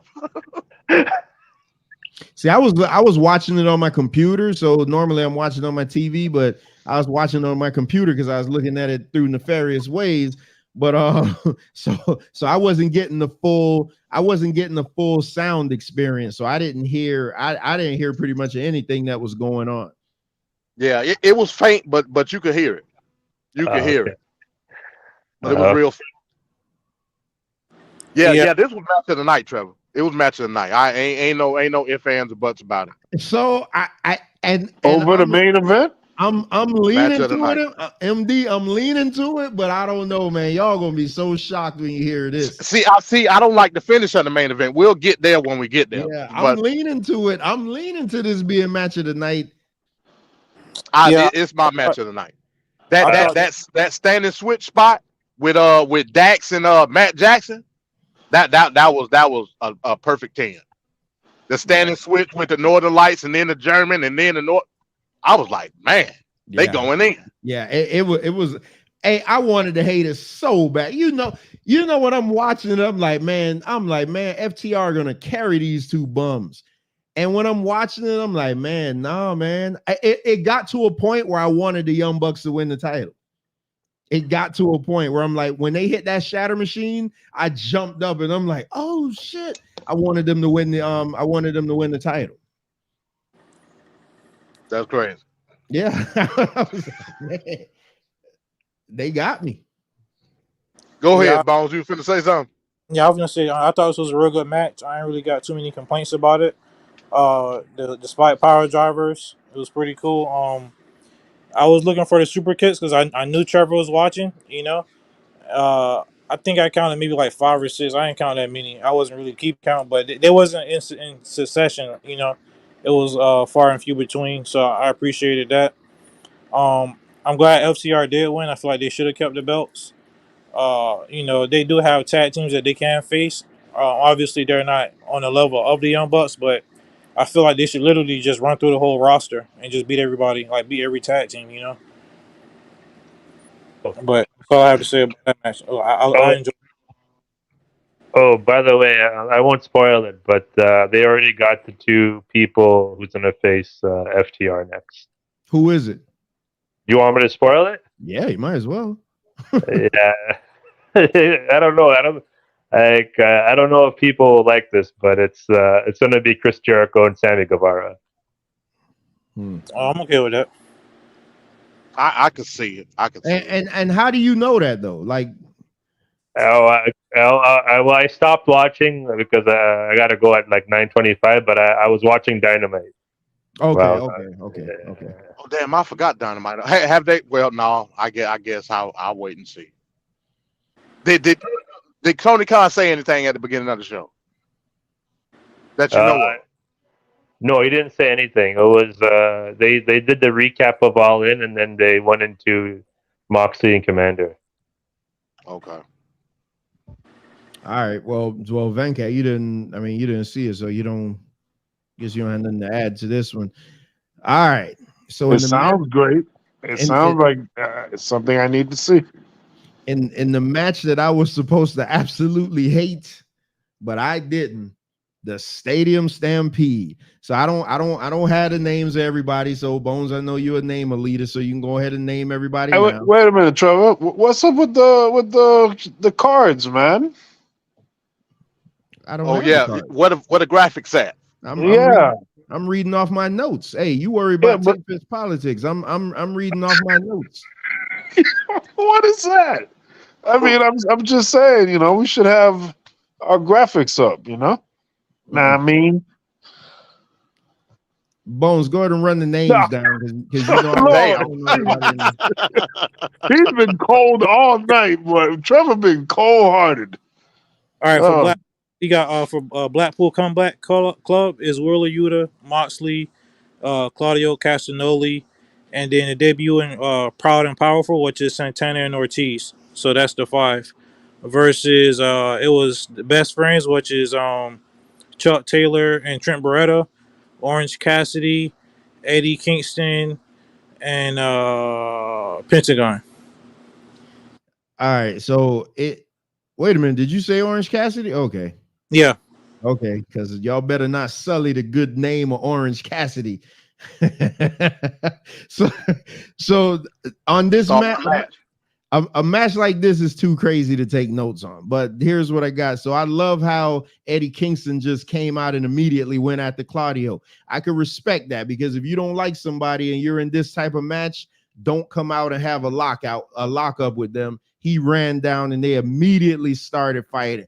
In the sickest damn spot of the night, Moxley pulls out skewers and Penta takes the skewers, stabs Moxley in the top of the head with him, takes his hand and pats him down in his forehead. Moxley gets away and you see the skewers standing out of his head. Like the visual of this it sounds terrible, but the visual of Moxley with skewers sticking out of his head was fantastic. So Orange Cassidy now is in the ring with Moxley and starts his soft offense, which you just got to suspend every bit of disbelief in the world. This guy has his hands in his pocket doing these terrible leg kicks, covered in KT tape, like he's just being held together with chewing gum, which I love because they're running the gimmick of how beat up he is. So Moxley pulls out a fork and stabs Orange Cassidy in the back of the head with it. And then he proceeds to stab him. I mean, I'm not talking about pulling punches. I'm talking about stabbing the hell out of him in his forehead. So somebody drives a van into the arena because they got the fights going on everywhere. And their camera crew can't keep up with everything. You thought they would do like a split screen or something to show you what was going on in the back. Exactly. But they didn't. So they're only following like the main players. So they always kept it on Mox. Orange Cassidy. Oh, so someone drives a van into the arena. Somebody named Sue. So these dudes start using the cookie sheets that she has in the van. So then music plays. So I'm like, oh my God, what they doing a run in? Penta returns, or apparently Penta must have got hurt. He comes out under a new moniker because now they're acting like he wasn't always there. He hits a damn sunset bomb from the top of the ladder that's on the entrance ramp into the table on Santana. Ortiz and Beretta do a superplex from the top. So he superplex. These two idiots do a superplex from the top rope to the outside on a bunch of tables. Orange Cassidy hits what's being called the orange punch. So he's mocking Roman Reigns' Superman punch. I got in here again. I love how Orange Cassidy is just covered in the kinesio tape.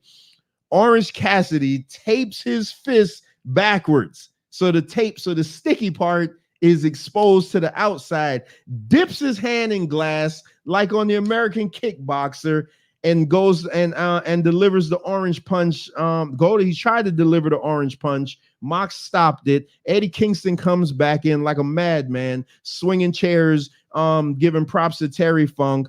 Moxley goes into the table, and Orange Cassidy delivers the orange punch to Claudio for the 1, 2, 3. Holy shit. That was it was fantastic. Oh yeah. I think I sent a message to MD. I think this was the one I sent a message to MD. I was just like, holy shit. That's all I think. That's all I said. No, you said that to me, Trevor. I said that to you, man. Listen. Yeah. Hey, for me, this was my match of the night because I'm always a fan of pure anarchy and chaos. The person that drove the van through the arena, that's Sue. That's Trent's mom. Because a few weeks ago on Rampage, they had a parking lot brawl, and the Blackpool Combat Club just like destroyed her car and stuff like that. So that's one thing. Penta, he apparently got destroyed in the ring, and some people thought he was hurt, so he went to the back and came back in an all red suit, and then hit a nasty sunset flip off the ladder. The ladder broke too, but he ended up the ladder broke. Yeah. But he had his manager to kind of hold it, and I was kind of scared for him. I thought he was gonna fall. The skewers, man, that visual is gonna be forever etched in AEW history and wrestling history. I think this is the second time I ever seen Orange Cassidy bleed. And I noticed once he started bleeding, he stopped doing the soft kicks and he turned it up, and that was it. He wasn't no more playing around and stuff like that. Another good visual was at the end of the match, because remember, Eddie Kingston, I believe he ran Moxley through a table. At the very end of the match, you can see Eddie Kingston, they both bloody. Eddie Kingston just sticking up his middle finger right in Moxley's face. That's a pretty cool visual. And for me, like I said, this is my match of the night. I enjoyed it a lot. And when I told MD, I don't know about the Bucks and FTR being the match of the night. I was saying that because this may have been my match of the night. This absolutely may have been my match of the night. And wow. as much coming from you, as much as it pains me to say it, this was great. Like this, Man, and y'all know I hate Moxley. Like Moxley sucks, man. But even on this one, man, if this couldn't have worked without him. It couldn't have worked without him, and it couldn't have worked without Orange Cassidy. It couldn't have. Now, where these guys go after this, I have zero idea because there ain't much story being told here, but this was fantastic. It's a few ways they can go. Either Eddie Kingston, because Claudio got the belt, the Ring of Honor World Heavyweight belt. So he's either going to defend against Orange Cassidy since he pinned him, or he's going to defend against Eddie Kingston. And Moxley probably going to fight Orange Cassidy for his belt, I'm assuming. So that's what I think. Well, in the press conference, you remember they announced Penta and Orange Cassidy at All Out. I think it was Penta versus Moxley, and then the winner fight Orange Cassidy. Oh, is that how it go? Yeah, I know Penta came out and said something. Yeah, in the press conference to Orange Cassidy. You're right. Penta versus Moxley tonight, I believe, and then the winner fight Orange Cassidy. Oh, okay. Yeah. This match was great, man. Like I said, I've never seen a full Stadium Stampede match. I only seen clips, so it's hard for me to say like this is the best Stadium Stampede. This is the best Stadium Stampede that I've ever seen. Yeah, you know what I'm saying? Full. You know what I mean?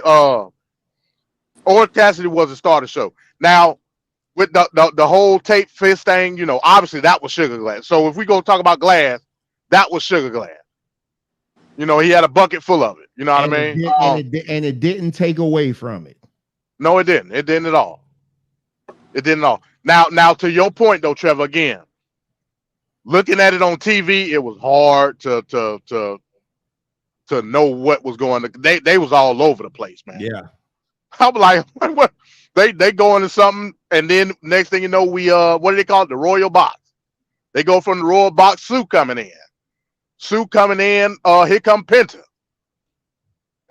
And notice after the Sunset Bomb, you ain't see Penta no more, like at all.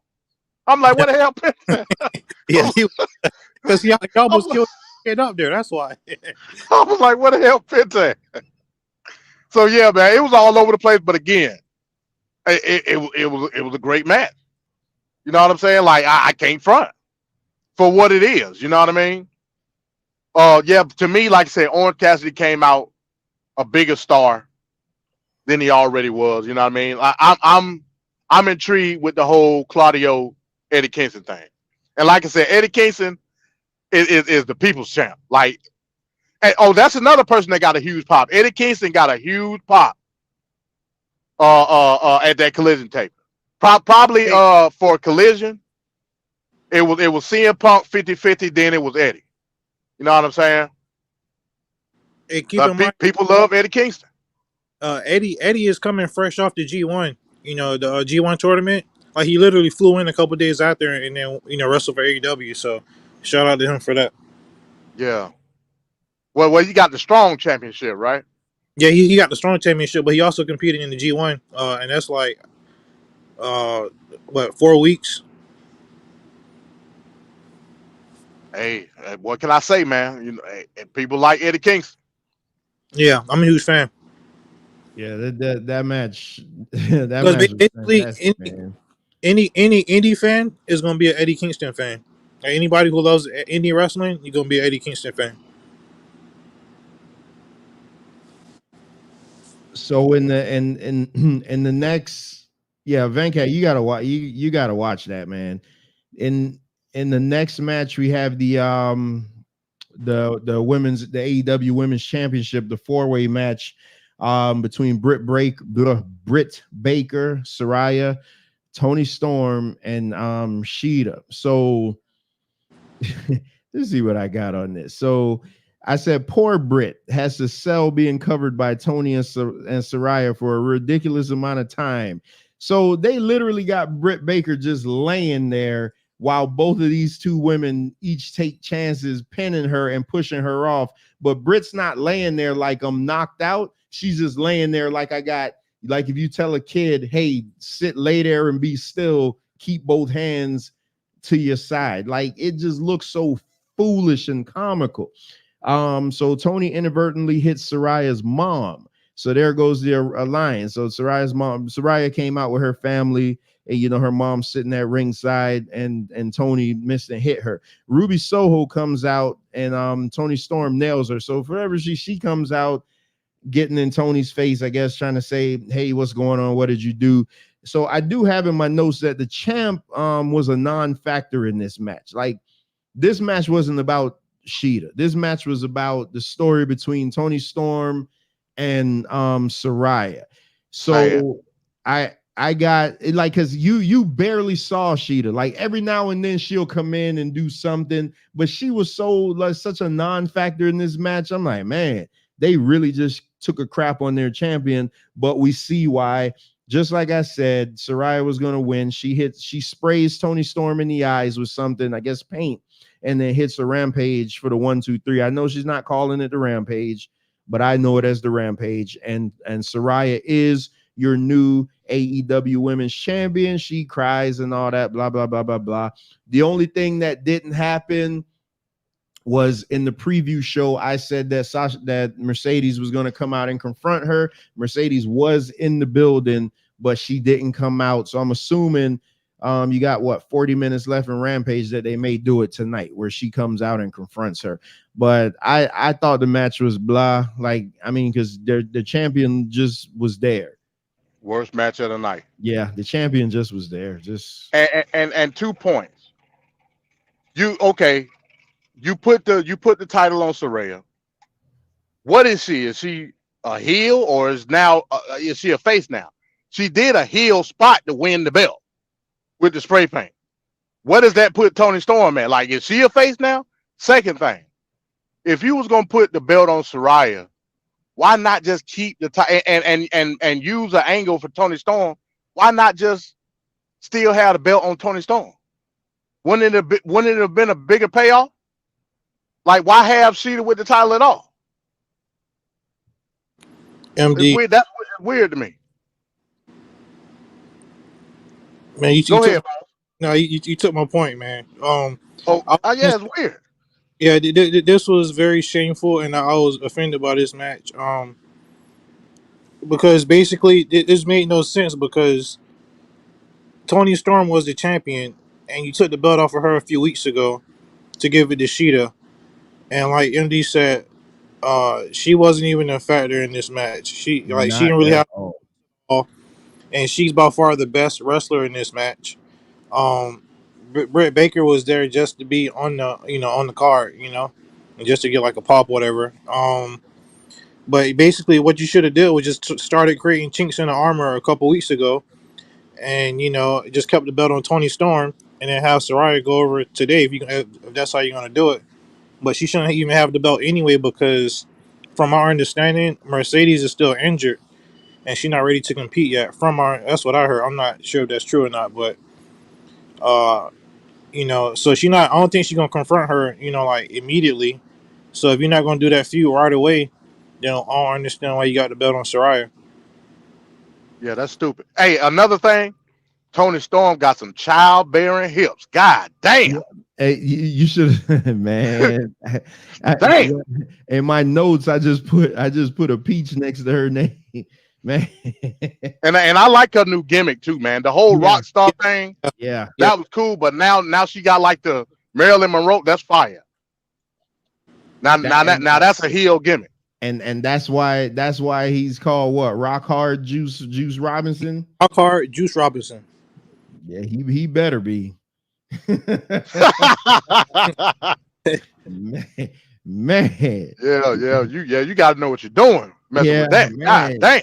Yeah, I think I said it on the preview show. I'm like, man, she got to have a black daddy or something. I don't know. Man, what's going on with Australian white women? God damn. The hell they eating? Man, yeah, jeez. All right, let me put that on a t-shirt. What the hell are they eating? So, oh man, so the next match, again, a match that I just totally wanted to shit on, but I couldn't. We got the coffin match. So what happened to AR5? And then I'm gonna say this: it was Swerve and Christian versus Darby and Sting. I'm gonna say this: the match was better with Christian being in it. because Christian is such a vet and he worked this match like to perfection. So you got Swerve and Christian versus Darby and Sting. My first line of my notes is, where is AR Fox? So what happened to him? All right, so there's two things going on here. Basically, AR Fox apparently having visa issues. I figured that's what it was. Plus, he also has his own wrestling school, and the rumor is that he didn't want to like leave his school behind because he had shows and he got classes and stuff like that. So he wanted to kind of stay, and he had business to attend to back here in the States, and he didn't want to make that sacrifice and make the travel over. Which I don't know if that's true, but I'm thinking Yeah, it's that sounds like BS. yeah, I'm thinking it's a AR Fox got warrants. That's what. Yeah, it's something like that. Yeah. But I don't want to speculate, and we don't know for sure. So I'm gonna just say he got visa issues and he wasn't able to travel. You feel me? Oh, you know, Bones. You know. Yeah, but So um, Sting. Oh, go ahead. no. I often say I do agree that Christian did add an element to this match that AR wouldn't have been able to bring because he's just more athletic. But I'm gonna go ahead, Trevor. Yes, yeah. Christian was my MVP of this match. So Sting dives on the table. I mean, I don't want to see it, but it happened.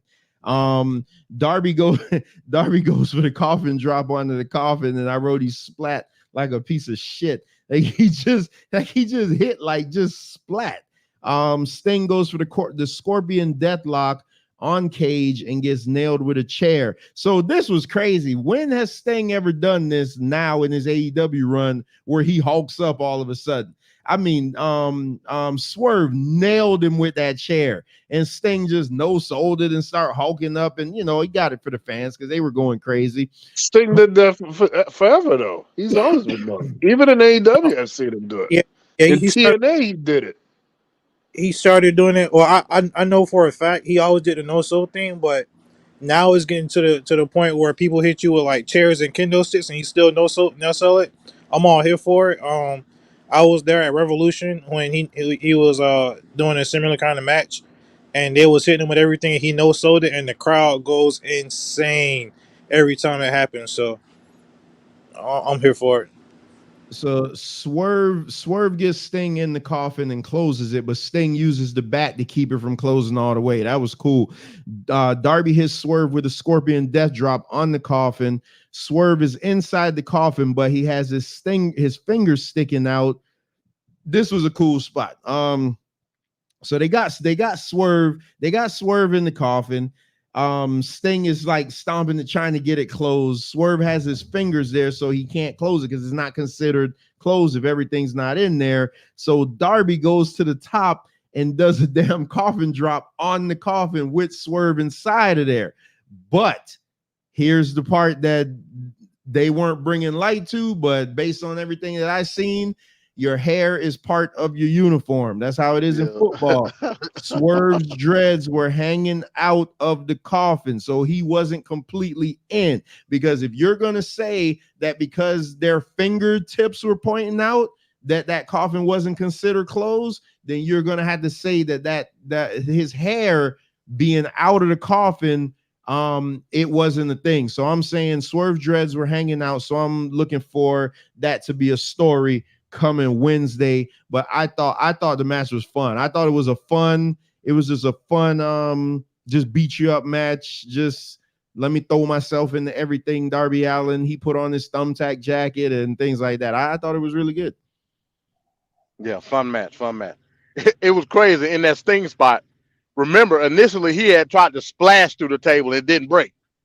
So so we got up again, and I don't know what, I guess it was a leg drop, but his ass really hit the table and it finally broke. I thought that was funny. And I like Sting going back to the Joker gimmick. Oh man, I like the intro. That intro that he did with the Jack the Ripper hat and all. Yeah, that was fire. Yeah. That was fire. I really enjoyed the intro. And I enjoyed Sting bringing back the Joker thing. I really enjoyed that, and this is like another chaotic match I really enjoyed. I feel like at some point, Swerve got to go over Darby because they've been wrestling a lot, and for the most part, Darby has won the majority of them. I think Swerve maybe got one in or two, but they wrestled probably like 7-8 times now. So I feel like Swerve need to go over. But I got no complaints about the match. I really enjoyed it. Where is Keith Lee? He was on Collision Saturday, but he was on Collision. looking like an old ass man. Hey, say real quick. Speaking of Keith, man, I don't know what type of acoustics they put in the ring in AEW. Yeah. When Keith Lee hit that spirit bomb on Zicky Dice, I thought a damn bomb went. I said, God damn. Hey, that's another good point too. The first time I went to an AEW show, I like, God damn, like the ring sounds so impactful. You know, like I don't know if they put a microphone under the ring or what, but yeah, they got yeah, to, they because definitely the ring got was the right loud. mic. But it definitely sounded like real impactful. Out of all the wrestling shows I've been to, as far as AEW and all the other promotions and stuff, they definitely got the loudest or most impactful ring, I would say. So okay, so Keith Lee was on and Dynamite's going on now. So I'm pretty sure Swerve is going to say something about his hair hanging out. I mean, he has to. So I'm happy that Sting was involved in an event like this, the biggest wrestling event in history. So it's just nice, especially for his legacy, to be a part of that. He did the WrestleMania, and that was a bad experience. So now he comes in this bigger venue, and yeah, that's good. I like the fact that for his legacy, he got that. So in my surprise match of the night, I love this match. Chris Jericho versus Will Osprey. The only bad thing I got to say about this match is the crowd disappointed the hell out of me. All I was talking about is how when Jericho came out and they sang Judas, that it was going to be like the best thing ever. It was lazy. They were off. And I almost think Jericho messed them up because Jericho came out with the band. I think he shouldn't even came out with the band. He should have just walked out and then like took the moment in and let the crowd start serenading him to the ring. With him singing it, I think it threw them completely off because they sounded like they didn't sound like I thought that they were going to sound. I was so looking forward to that they were going to be singing that thing, and that was just going to be like a internet moment forever. But whatever. So I love this match. Like when I say I love this match, I really love this match. I said great match. I love how Jericho slowed the match down. It was very limited on high spots, which I love because all Will Osprey seems to be doing is a bunch of high spots. But Jericho slowed it down, and ironically, I got a good comparison for it, and I'm done with this. I beat my Street Fighter game Saturday night, and I use Ryu. And the first person, so in the 12-man tournament that I played, the person that I had to fight was Luke. So Luke is the new up and coming guy. He's supposed to be the new hotshot badass fighting the cagey veteran Ryu, and that's kind of how I figured with this. And it took me 4 tries to beat Luke. Like Luke kicked my ass in the first 4 matches just because his move set, I'd never seen that move set before. Like he does all the impactful moves, and I feel like that's what this match was. Like Jericho was the old cagey old vet, and he just slowed him completely down. And I thought this match was great. I like for this Osprey that I hear is the best wrestler in the world, and everything I ever watch of him is high spot. Jump off of this, flip this, do this. For Jericho to slow him down and make him actually have to have a real wrestling match with some psychology, so that when he did hit like the, what do you call him, the Os cutter and stuff like that, it made sense. It's not just let me do 100 of them and they don't mean a damn thing. It's like this cagey vet did whatever he had to do, and it made him, and it made him he made him work for it. Now my stream cut out right at the end. So did Guevara get in Jericho's face? Because I didn't connect right. By the time I connected back, it was to the next match. No, basically Jericho kind of left Guevara hanging, And Guevara was just like sitting at the apron, and Jericho just kind of walked out and left him hanging. But it was nothing more than that though. Yeah. This was a surprise match, man. I'll tell you, I wasn't hyped for this match until Dynamite last week when they did that face to face. Like Osprey had me okay, like that's another person. Hey, he a future champion, man. That's just what it is. You know what I mean? You may not like his style, but he can go in the ring. Like that's just what it is. I like the spot. I believe Osprey was going for the Oz cutter, and Jericho hit him with that reverse cold breaker to the back of the neck. That was fire. Jericho taking that storm breaker. Well, like we know Jericho old as hell. He took what 2 storm breakers. Yep. And yeah, man, like the match, I wasn't expecting that match to be that good, like at all. You know what I'm saying? That's why I say this all in the card, man. It was a couple of matches where I was looking like, but they delivered. You know what I'm saying? And this is one of them. Yeah, I really enjoyed this match too. Coming in, this was my sleeper match.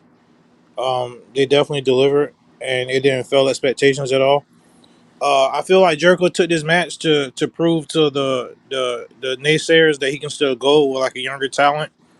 And MD, you were there at Dynamite. I don't know if you remember, but Jericho said in his promo that he called Will Osprey a couple months ago, or I think a year ago, and told him to tone it down a little bit. Yeah. And because he wanted to see him around for longer, so kind of tone him down just a little bit so he can stick around, for a lot longer. But yeah, I really enjoyed this match, so I ain't got nothing.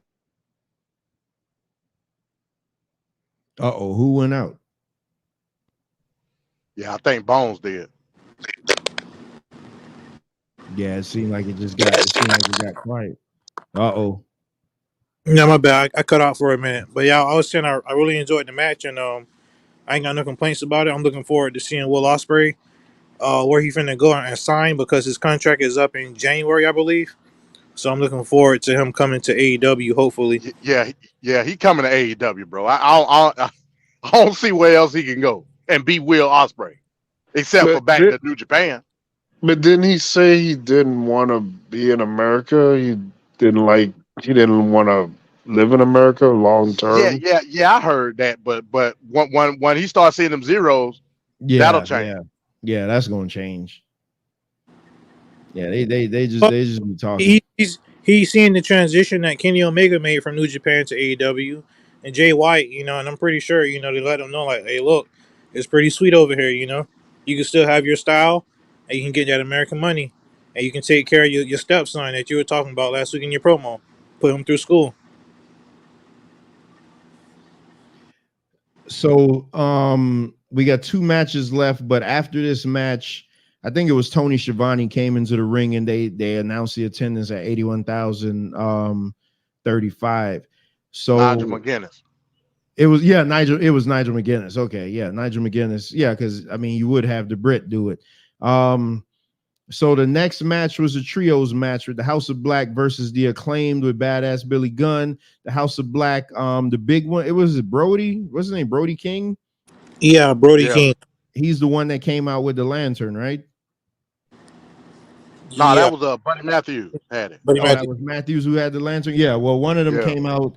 One of them came out with the lantern, in respect to Bray Wyatt. So the Acclaimed won this match. I didn't take no notes for this because I don't care for the Acclaimed and the fact that they constantly pushing Billy Gunn for some strange reason, even though not for nothing to be in his 50s, the guy's in phenomenal shape. Like that's crazy how good of a shape he's in. He actually was in the best shape of anybody in the ring, with the exception of probably Matthews. But I mean, it's in the Acclaim match, man. It's thigh slap after thigh slap. I don't know. I can't get into it. Hey, no, the Acclaim now. And no, I never liked them. And why they beat the House of Black? Yeah. The Acclaim is an awesome team, man. I don't know why he's hating. Everybody loves the Acclaim.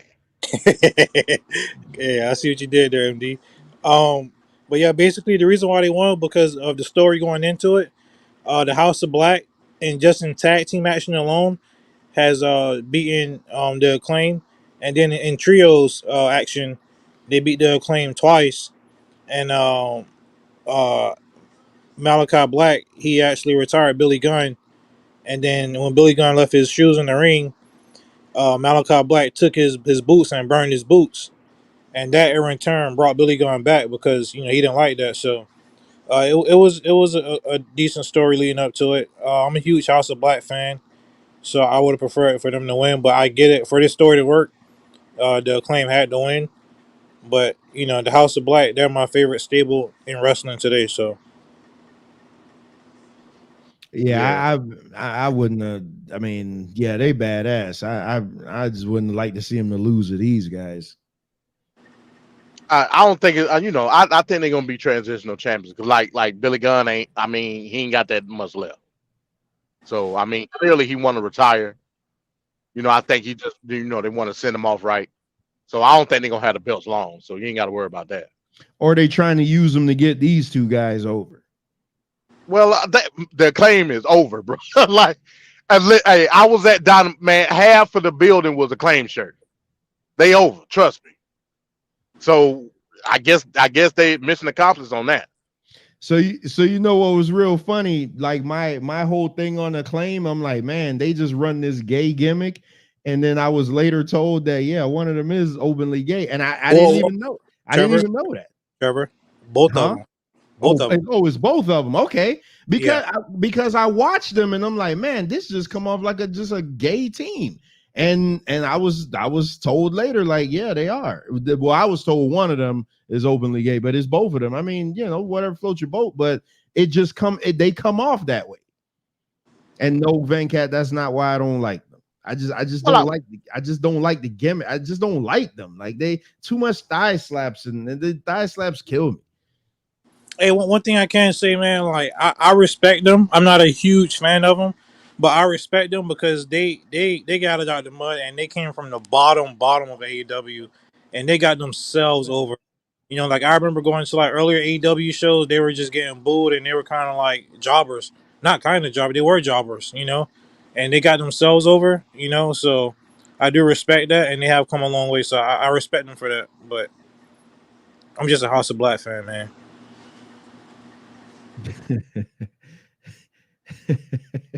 All right, so now we come up to the main event. So for the AEW World Title, you have MJF versus Adam Cole. So Adam Cole comes out first, but MJF comes out on a throne.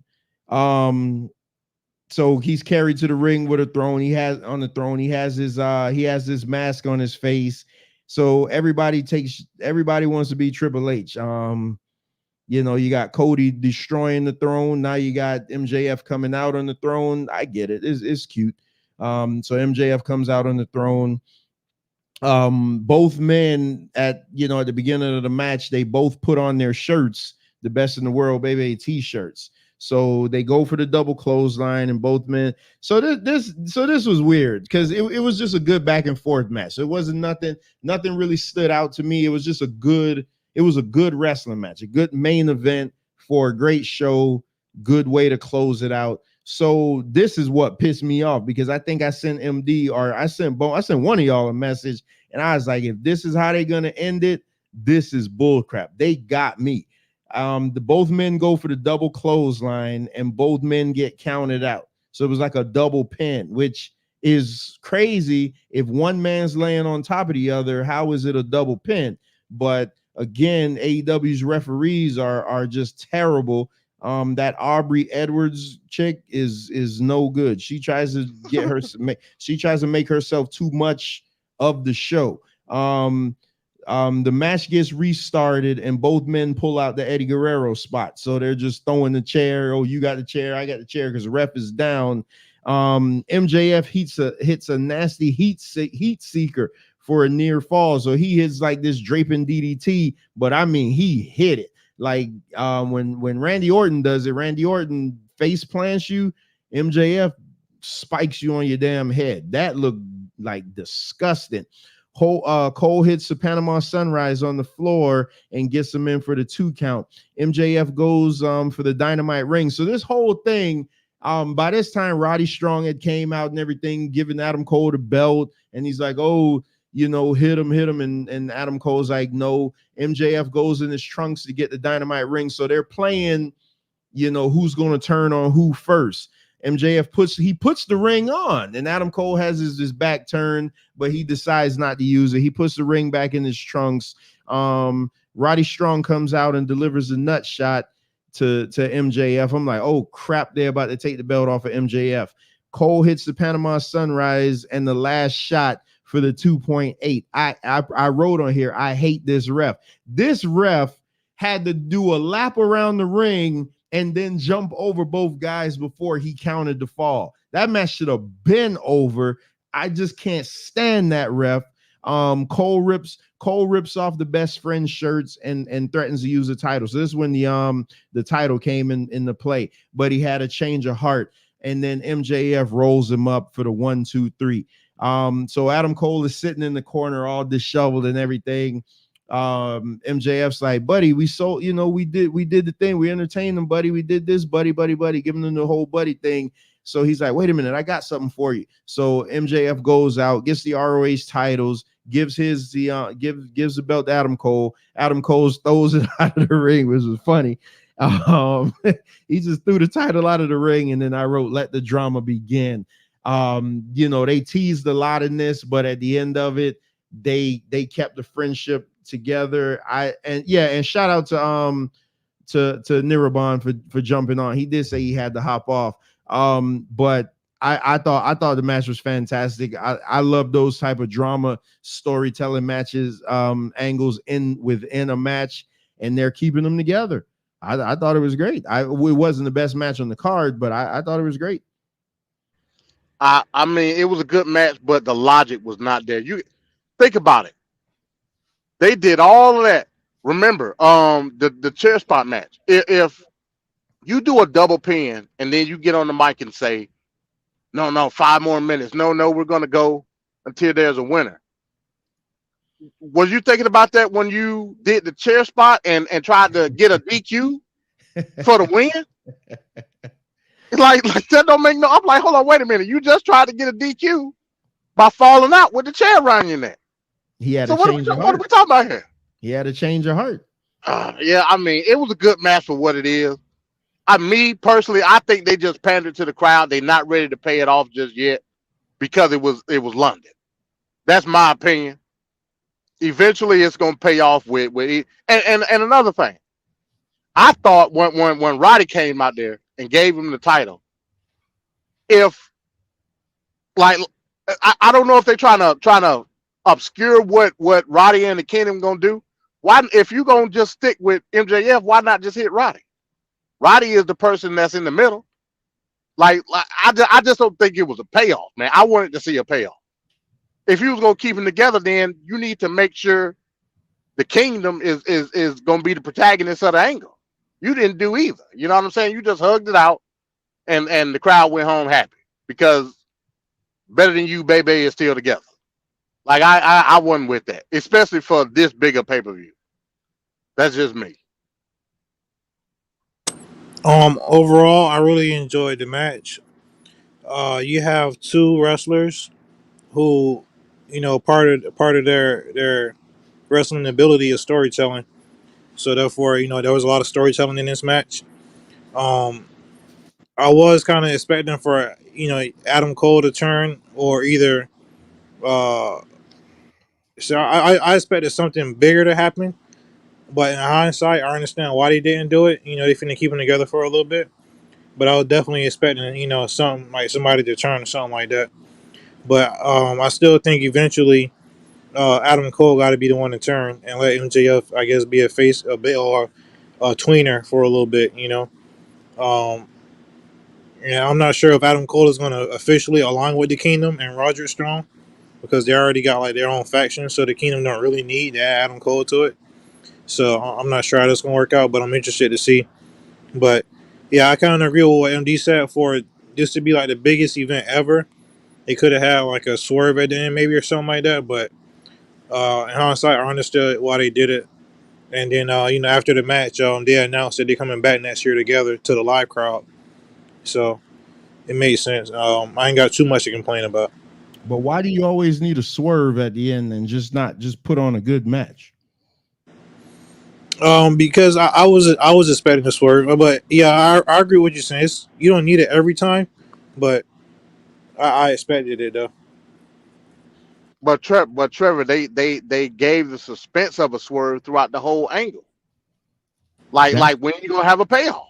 That's the beauty of it. They keep pushing it. Hey, y'all don't come to me with that. But isn't that the same thing with Roman Reigns? Yeah, that's what I'm about to say. Don't come to me with that, because Cody should have been the champion. They built that up and then they took it from us. So that's the exact same thing. You know it's gonna happen. You just don't know when. No, I get what you're saying. Like I said, if that's the case, it was no reason for Roddy Strong to even come out there. You know what I'm saying? I don't mind them still being together. But if you're gonna put other items in it, utilize that. When he was thinking about hitting MJF with the belt, he should have just hit Roger Strong. You would have got a pop out of it, and you still would have had the pop for the match. So that's all I'm saying. And I absolutely get that, but the only reason I think they're prolonging it is because why would they put them ROH titles on them like that? That's the whole the smoking gun, and is those damn ROH belts. Like, why did they put those on them? Well, one reason why is because we all know Adam Cole is an ROH vet, and he held every belt in the organization except for this belt. I thought that was pretty interesting. I was surprised to hear that. He ain't give a damn about it when he threw it out the damn ring. Yeah, he chunked it. I'm like, damn. They lucky it didn't fall apart, man. The way he threw that. But I'm curious what they're going to do, because All Out is literally a week away. So I'm curious what they're going to do for the championship match. All Out is this Sunday. Yeah. They're not. It's okay. So only two matches announced so far. I mean, you just had the biggest event ever. Now you're gonna come up with another event real quick. At the same time, WWE is doing an event. That's just setting up themselves for failure. That's a horrible decision. A horrible decision. I don't know why they're doing it. I mean, at $50 a pop too. might add you. Yeah, I don't know. I really don't know. I would have rolled off on this show for at least a month or two. Right. And I'll say this. Well, I guess part of it's got to do with just a week, but All In has revitalized me as far as wrestling, similar to how a WrestleMania would be. So why would you? It's almost like it's overload with All Out. I'm not paying no more $50 for no. But remember what we were saying after WrestleMania, right? It felt like as if that was the moment when that event was over, that we needed to have a moment where the wrestlers should just be off for like a month or a couple weeks or something, just so you can reset the year and start over new storylines and whatnot. And like the AEW's completely went the other way. They're like, no, we're giving you the biggest event and we're going to give you more on top of that. It's just crazy. If anything, do it like WrestleMania. Maybe it should have been a weekend. Saturday should have been All In. Sunday should have been All Out. I agree with that. Right, do it right then and there. But to wait a week, it's just silly. Yeah, do Dynamite. Idea. Yeah, do Dynamite like All Out, kind of like Clash of Champions. You know what I'm saying? Right. I definitely agree with that. Yeah, that's gonna be a hard sell, especially with everything with Punk. That Chicago crowd loves him, man. So they like you're gonna have some pretty pissed off people. So it's gonna be a shit show, man. It is. I already know it's gonna be a shit show. So, and like I said, that's why I'm not 100% convinced that Tony Khan is willing to go through with the suspension. That's just me, because I think he's too much of a punk. No pun intended. Yeah. You know what I'm saying? To not let Punk go to Chicago for All Out. But we'll see. That sends a terrible message to your you're right. To your locker room. You're right. Yep. And when it comes time for certain people to re-sign, they're gonna have that in mind. Yeah, that's a terrible message. They also announced they finna have a new pay-per-view in October called Wrestle Dream in honor of Antonio Ioki. So not only do we have 4 pay-per-views plus they added All In now, but we got 4 pay-per-views plus 2 more. And I'm afraid that they're gonna be adding too many pay-per-views to their schedule. Yeah, because if you look at the whole year, pretty much every AEW pay-per-view has had great ratings. It's been successful, and it's been loved by fans in general. This show is no exception.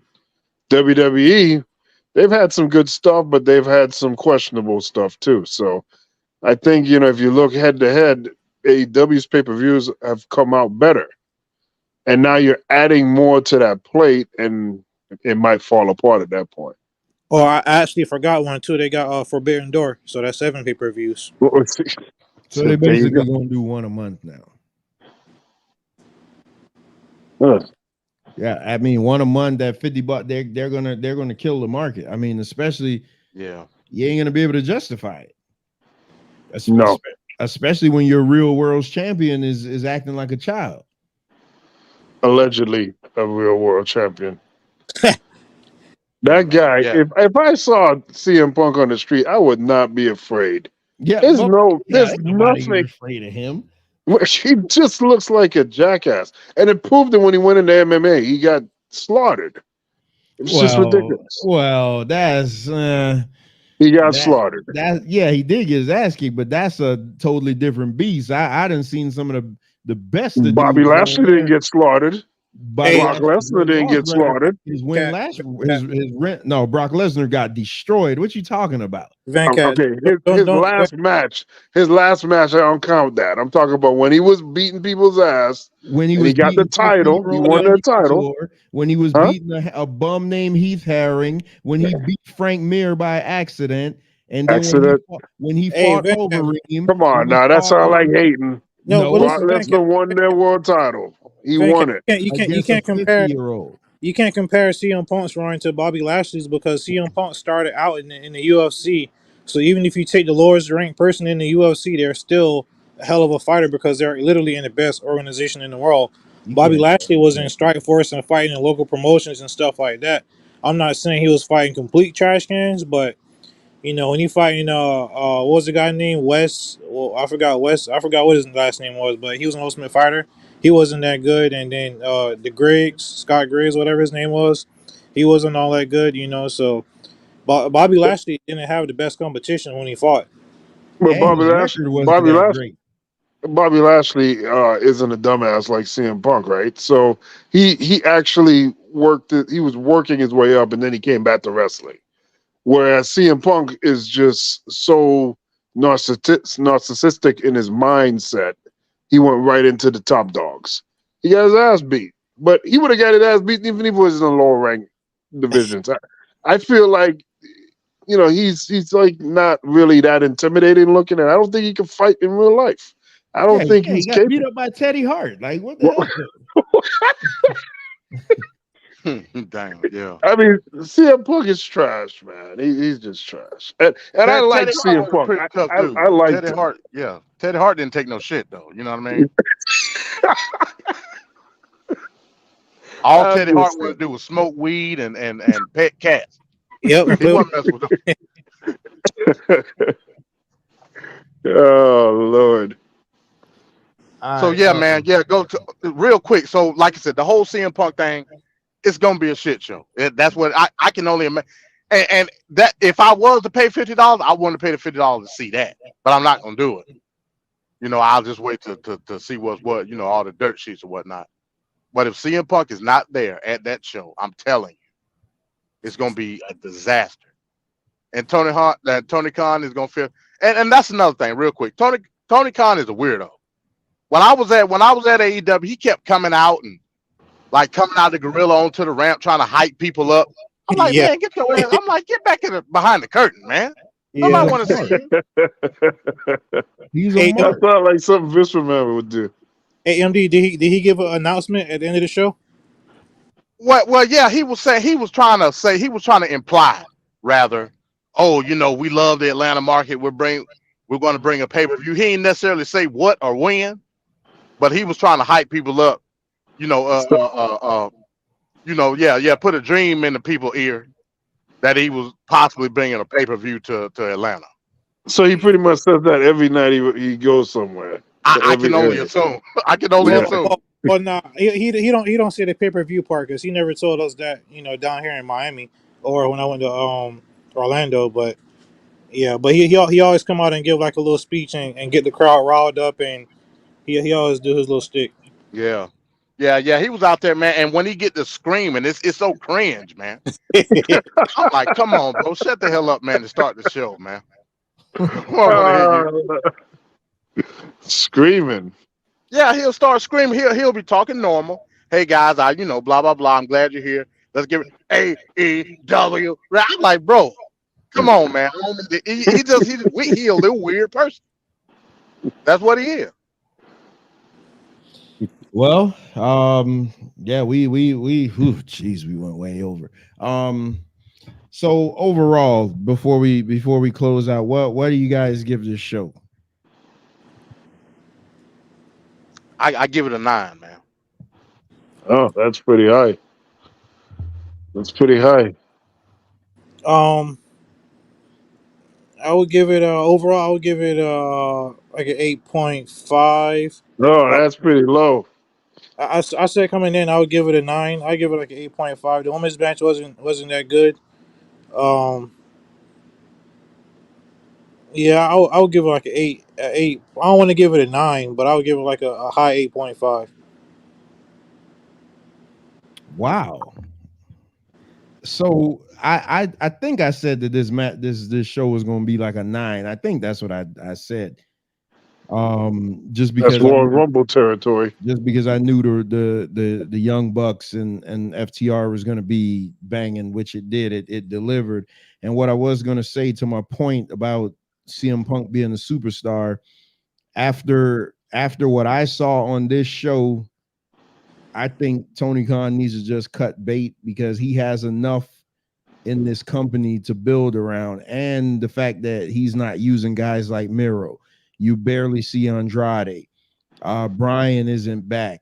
Like, he has enough in this company that he doesn't need to keep placating to this bum that constantly gets in a fight with everybody. So I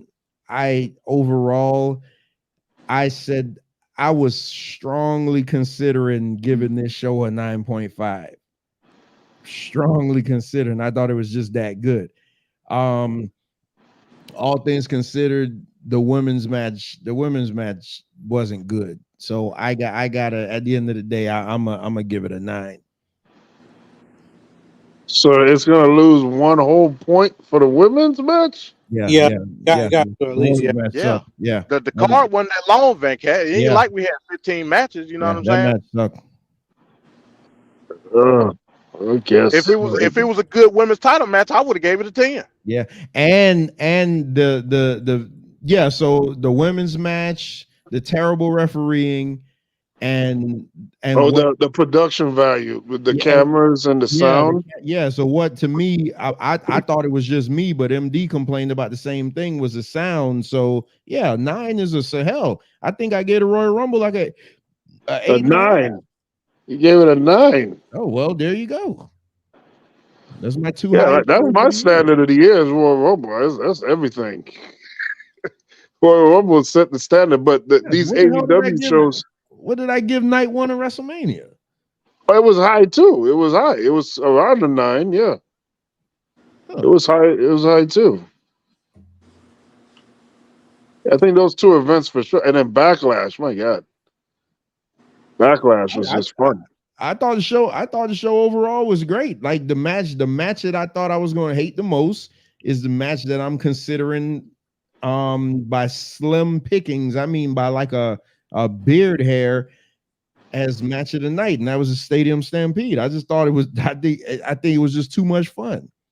Like watching that had me jumping up and down. Like that match was too much fun. That might be my match of the night. That's crazy that would be the match of the night. So I'll let you know how strong the event is, because I mean, you know that the tag team match was going to be solid. Hey, but I feel like the reason that match was match of the night for a lot of people is because you got so much layers and so many storytelling. Like Penta and Eddie Kingston are cool, and Penta and Proud and Powerful don't like each other. Eddie Kingston and Moxley got this thing going on. Eddie Kingston and Claudio don't like each other. Proud and Powerful and the Best Friends don't like each other. You know, and it's like Blackpool Comeback Club and Best Friends. It's so much, you know, like storytelling going on in that one match. And so many people don't like each other and stuff like that. So many feuds going on. It's down there like 6 feuds in that one match alone. And not to mention, friggin' Orange Cassidy was balling out of control in that match. That's what I'm saying. AEW does not need a CM Punk. They should fire his ass and move forward. And like you're saying, AEW don't need CM Punk. Tony Khan needs CM Punk. I don't know what he's drinking. Like, what is he thinking there, man? Oh, Jesus. You know, it was another report came out when he had to take the train and all that. They say when he got to the arena the next day, he chewed out Tony Khan. Yeah, for not having anybody meet him there. Oh my God, this guy's a walking baby, man. Yeah, the company didn't provide him with transportation. He had to take the train and ask the locals for directions to Wembley. Not for nothing though, man. You gotta have your damn champion at the building though. Well, he's not a champion. He's a wannabe champion. Well, like, I mean, you know, that's a microcosm of what AEW is. I mean, you know, like it is what it is. Like, it ain't no well-oiled machine. It's just not. Yeah.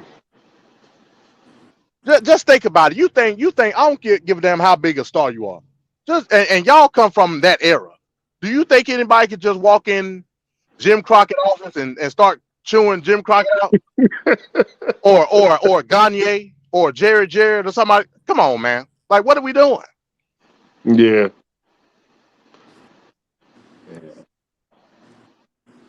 That's crazy. He needs to be fired, man. I can't say that. I can't stress that enough, man. So this all in 2024, will he be there? No. Oh. I think he will be. I think he will be. If he shows up at that show, they might as well just. Tony Khan is a mark, man. That's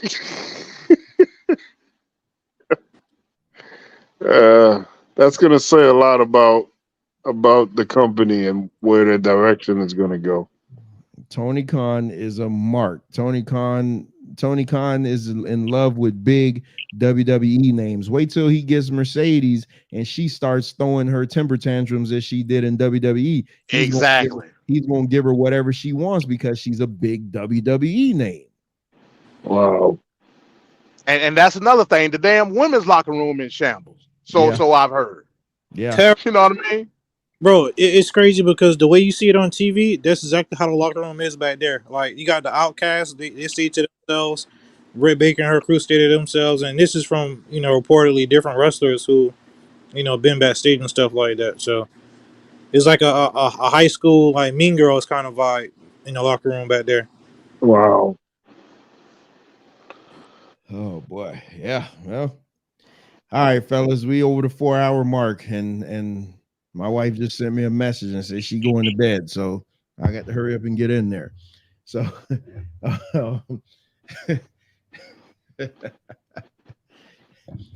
so tomorrow night we do have a debate coming up. Brother Duran versus Peter Cox. That'll be tomorrow at 6:30. So y'all make sure and join us for that. So you know, that's gonna be fun. Y'all know the biblical stuff is always really, really fun and entertaining. So hopefully we did good on the Bray Wyatt tribute. I think we did pretty good. Some people will probably complain still, but you know, it is what it is. I hope that brother rests in peace. Peace and respect to his family, and especially his 4 little kids now that don't have their dad. Yeah, because you know that's my biggest fear in life, is that I leave this world, leave my daughter before she got married, before she had her husband and take care of her. So, you know, I kind of sympathize heavy with that. So, all right, fellas. Peace. Peace, All right. y'all. Peace. Damn, 4 hours. Huh. Wow. Here I am telling Venkat we need to keep this thing down low. All right. Well, I'm about to get out of here, man. My eyes are closing down. Like, I'm tired. My eyes starting to get red. That's why I don't even have my camera on. So peace to everybody who came through, especially to that brother Nirabon from Canada that went over to AEW, to the AEW show. He did tell me that he had to get off. So hopefully he'll join us in the future for another show. So shout out to the crew, shout out to the panel. We'll see you back here tomorrow night at 6:30 for the Straight Talk Sessions debate series. Peter Cox versus Brother Duran. Until tomorrow night, peace. Now the whole world can acknowledge me. You'll get the shit. You'll be knee deep in the shit. Brother, I'm gonna take you home. What? You're gonna be mine.